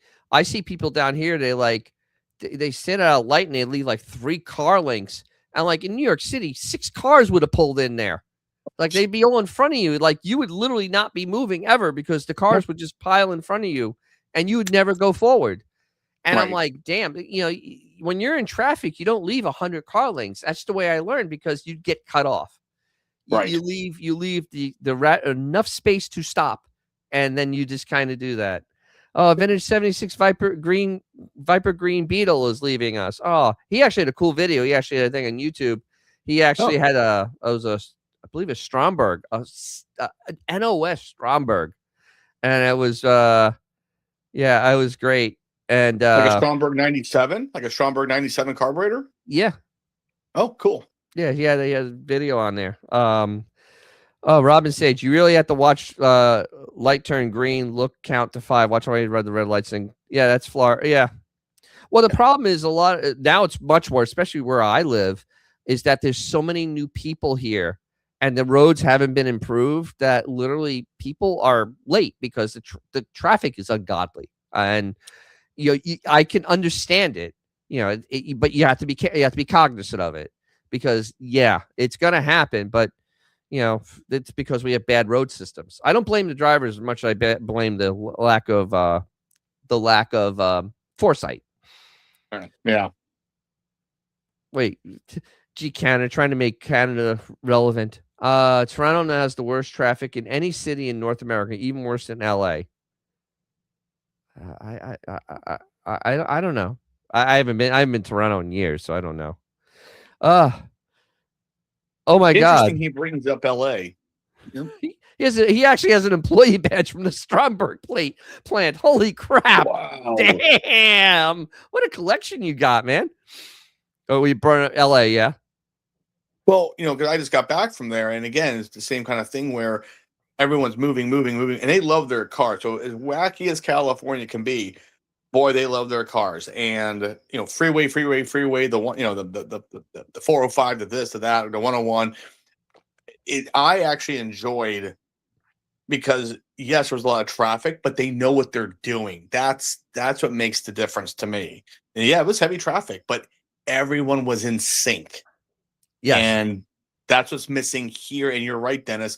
The overdevelopment, not thinking about, we can go on a tangent, but that's the problem. Let's overdevelop, but not improve the roads. And now we're up the creek. Exactly. Well, they did this improvement near my house. Literally, there's an accident there every other day. And it's a brand new set of road, but it's not designed well enough. And it's like, it's not the drivers, it's your crappy road causing this problem. Kind of Exactly. but they won't ever. But that's a whole another tangent. But exactly. We digress. we digress. But yeah, I mean, so looking so far at Kissimmee, it looks like there is a correction coming in the old car market. And I noticed that for the most part, when you go on Marketplace, maybe I'll do a little bit next week. Hopefully, I get to go before this. before I do my show next week. Probably not. But then I can probably next week probably do a little thing on Marketplace to look, because unless some other stuff happens, but to look at the used car market and what we can actually go out there and have some fun with, because that's the whole thing. What cars are out there that you actually can build besides Mustangs? So it's really small. Yeah, I mean, you know what I mean? It's oh my God, the Don Travel Channel. Cool. I'm glad you showed up, man. But we'll see, because honestly, this is the other thing that really is kind of challenging at this point. What do you, if you want to build a hot rod and not have to spend the giant money of the 60s or early 70s car or the 80s stuff? I mean, what are you building at this point? And that's something that I'm really going to have to dig on, because there is a day when most of that old stuff's going to dry up, and it's coming close. Like all the mid 60s stuff is gone. I mean, it's used up, and what's left is, I don't think anybody wants. I mean, there are some barn finds, but there's not a lot of them. And so, like that Nova, yeah, I know it's a malaise car, but I mean, it's something that actually has potential. Yeah, you can have fun with it. Yeah, you can have fun. You beat the hell out of it. I mean, it's not worth anything. You can make it pretty fast. But I mean, honestly, that's something to really explore. And maybe next week we go through Marketplace, like here in Florida, and pull up some cars and stuff, because I have not seen a lot. I've seen a lot of stuff that, I mean, outside of BMW, I have a soft spot for BMWs. So does Mike. And honestly, those are cars outside of like the Volkswagens or the what else? The Japanese stuff. The American stuff from the early 2000s is not really great. Outside, you have the Mustang, the Camaro, Corvette, which is always going to be stupid expensive, and and then you have the Chrysler stuff, which is just garbage. I mean, all the Challenger and the Charger. I mean, they're not very good cars. So and the thing is, with Stellantis, there's no support for those cars. Like, they don't really make a lot of parts now for the first generation new Challenger. It doesn't exist. So, wow. Yeah, I mean, that's a car you're really going in and going, I hope something doesn't break that they don't make anymore. That's actually quite perplexing, because that was a hot selling popular car. Well, there's a lot of them. I mean, you could probably go and take parts off other cars, but I mean, that you can also take parts from Chargers, because the 4-door nobody cares about. Though most of those cars were V6s. That's the thing. Yeah. Most of them are those are the ones you actually go and you cannibalize, because they're not worth it. As the Pentastar V6, nobody wants that engine. Let's see. Robin Sage wants another notchback, and they start at 25. The ones I want are 35. Yeah, on the Mustangs. Yeah. They've gotten it's expensive, very expensive.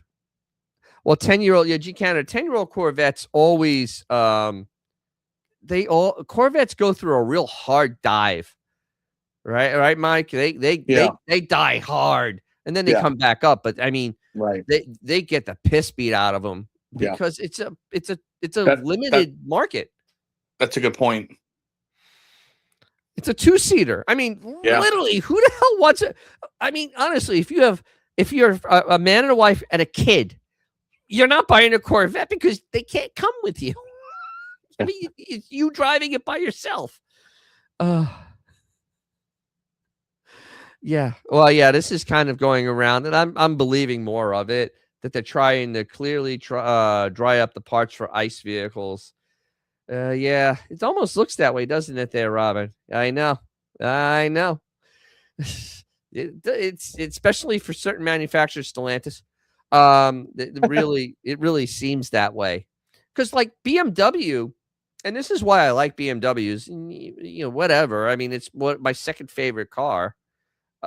Is that literally my E30? I can go on a website right now and buy anything I want for that freaking car. Right. And have it shipped right to my house. You And I you could be, pointed me in those directions, like what's it called, Auto House, when I needed the ignition switch and all that stuff. It's and there it's for a 30-year-old car. and it costs the price of a Ford part. Yep. And I mean, honestly, BMW. I have a feeling that as much as everybody, I'm figuring in this audience likes, American Iron and all that, your early 2000s European cars, and it's already starting, are going to be the cars that people are going to continue to build on. Because I went to 2 events this weekend. I went to one on Sunday, and then I went one on Monday night. And literally, it was so dominated by European cars, European and the good Asian cars, like Supras and 300s, and 280s, and whatever, those cars, and not a lot of American Iron, really, except new stuff like newer Mustangs, and of course new Corvettes, because like those are everywhere. I guess there's a lot of old guys down here with tight shorts that like to buy those cars. And nice accounts, bank accounts. Yeah. Actually, I did see an Aston Martin Vantage F1 at the Monday night show. Ooh. Yeah, I know. I was like, ooh. Well, Dennis, I know we joke about our friend Dan and his Jags, okay, Jaguars. but in his defense, inexpensive, technically in his range, they're Ford products, and they really aren't bad cars. And he, again, we'll call it European. He can find parts easier for those than some truly domestic brands, and he knows what he's doing. And I try to convince him to, like, because there are a lot of people who are starting to get into those, and for the value, I mean, if one blows up, he has 5 more, so who cares, right? Exactly. No, but really, they're not terrible, and they're classy looking. They're very that quintessential British look. But and for folks listening, it's like he really does like the 98 through 03 is his range. Yep. But yeah, I mean, they're a great car, V8 power, yada yada yada. But why are some of those parts easier than the true domestic vehicle? That's what's becoming a problem. Exactly. It is a massive problem. So yeah, Robin Sage, but I understand. I know why. Why you can't get a transmission pan gasket or seals for a 2018 Nissan SUV is a problem. Nissan itself is a problem. Nissan is a company that is French. They're a Japanese company that's French, and that's all you need to know. They're not very well run, and they're and Japanese in general. That's why I like European a little better. Japanese in general are hard to get parts for. They hold on to that stuff. It seems like they do the domestic market first, and then, oh yeah, we got to send stuff to America. Sure. That's what it seems like, because I know that people with Hondas, and Hondas are very popular, but to get stuff for them is like pulling teeth. And I'm like, damn. And you pay dearly, dearly. So I mean, it's very weird, the dynamics. But the American manufacturers, Ford is the best. Literally, Ford is still the best for getting anything. General Motors is still pretty good too. They're not bad. I mean, they're less than Ford. Stellantis is utterly the worst. I mean, 7 years and they've stopped making stuff. Literally, that's their whole credo. Question, Dennis. Wasn't there a law at one time that a manufacturer had to make parts for 10 years? I thought it was 7. Oh, okay. I maybe it's just an urban legend. Maybe But some parts are 10, some parts are 7. But I know people that have like the pre-facelift Challengers, and some parts are almost impossible to find. Wow.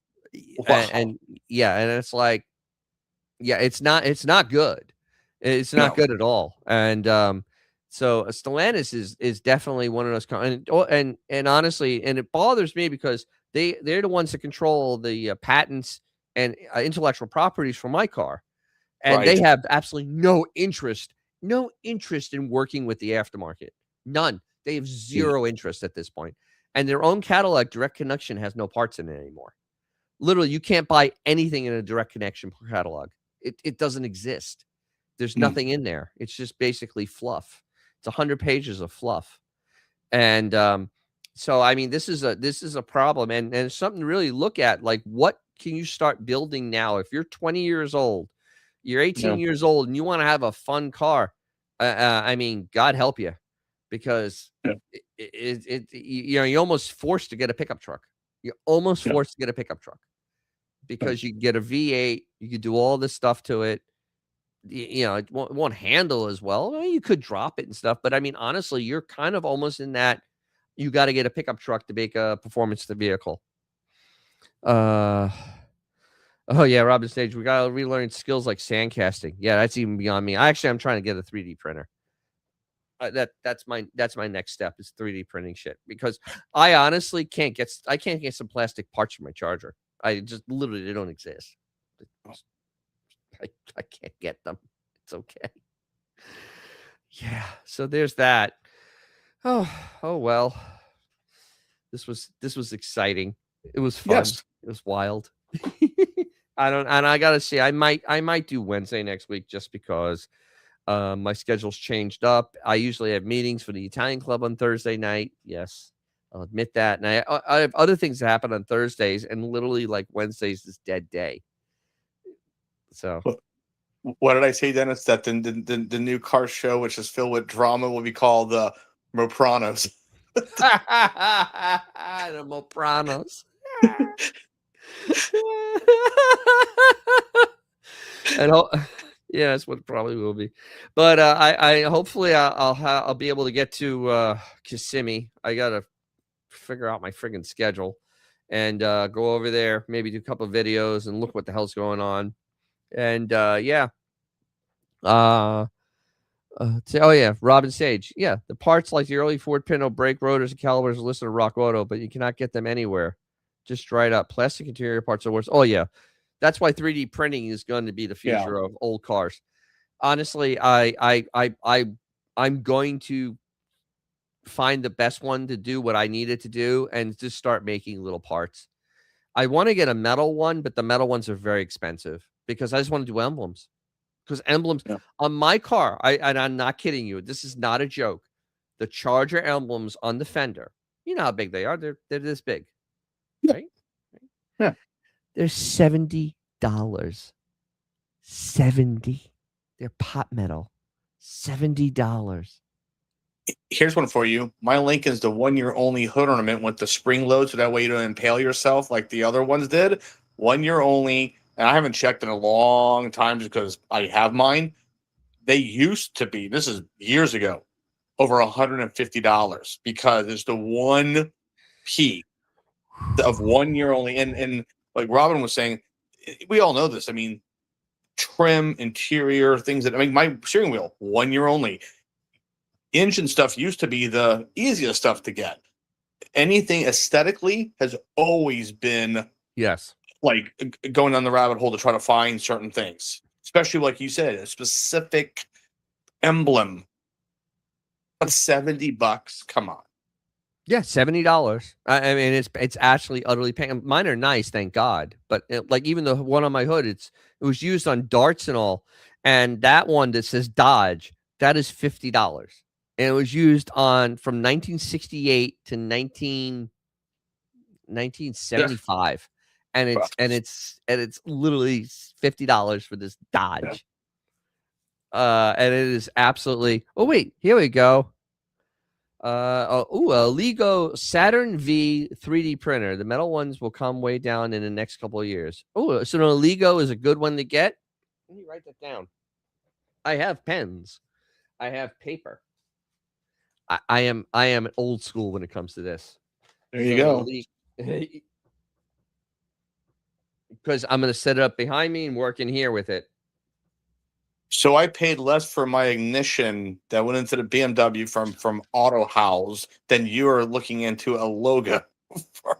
I mean, that's sad. Yeah. That's the reality of an old car at this point, especially a Chrysler product. Chrysler product, you're going to get absolutely bent over every time you try to do something. There's only certain things that aren't bad, but when it comes very specific, it gets painful. Like literally, like you sit there and you just pucker thinking about how much you're going to have to pay because you have to. You have no choice. But like gas tanks for my car, you can buy stainless steel ones for $350, which that's dirt cheap. I mean, honestly, and I see online people hemming and hawing. I'm like, you put it in once, you never touch it ever again. Right. Like my gas tank is 18 years old in my car. It still looks brand new because it's stainless. But that's a great example. $350 for your gas tank, which lasts forever. If I wanted to find a blue matching, which my steering wheel is still relatively okay, over $500 because it's a 1 year only, color coded, this and that. Aesthetics are going to be, unfortunately, always that major malfunction. Absolutely. So but that's that. That's the 3D printing can help with a lot of that. So that's going to come. Oh no. No, you got to give me those high points. And I'm sorry your old bag came home. Wow. All right. So I guess we've had our fun.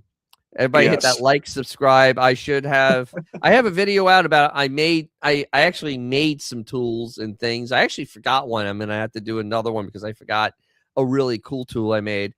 So that's out, and I should have couple of neat videos coming out really soon, and hopefully I'll get to Kissimmee. And of course, we're gonna have live next week. And I thank everyone for the chat.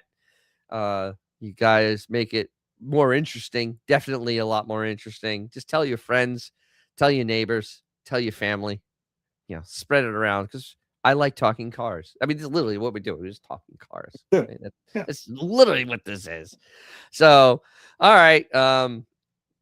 I will say goodbye, and for Michael, we'll say Yep. Good night, everyone. Thank you for joining us, and Happy New Year to everyone as well. And keep rocking and rolling with your vehicles that you have and ones you might be looking into. And believe me, I have my projects. I got to get a couple things accomplished as well, especially for the Continental. But more on that later. So it's like the what's that I always say like.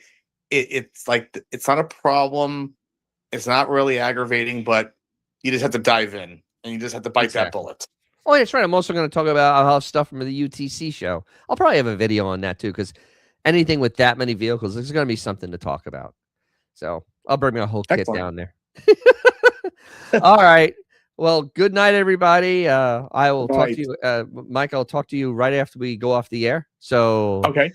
Everybody, remember, if you have something cool or something fun, take it out because it will make someone's day. It'll probably be your own. And I will talk at you soon. If you liked what you saw, like, subscribe.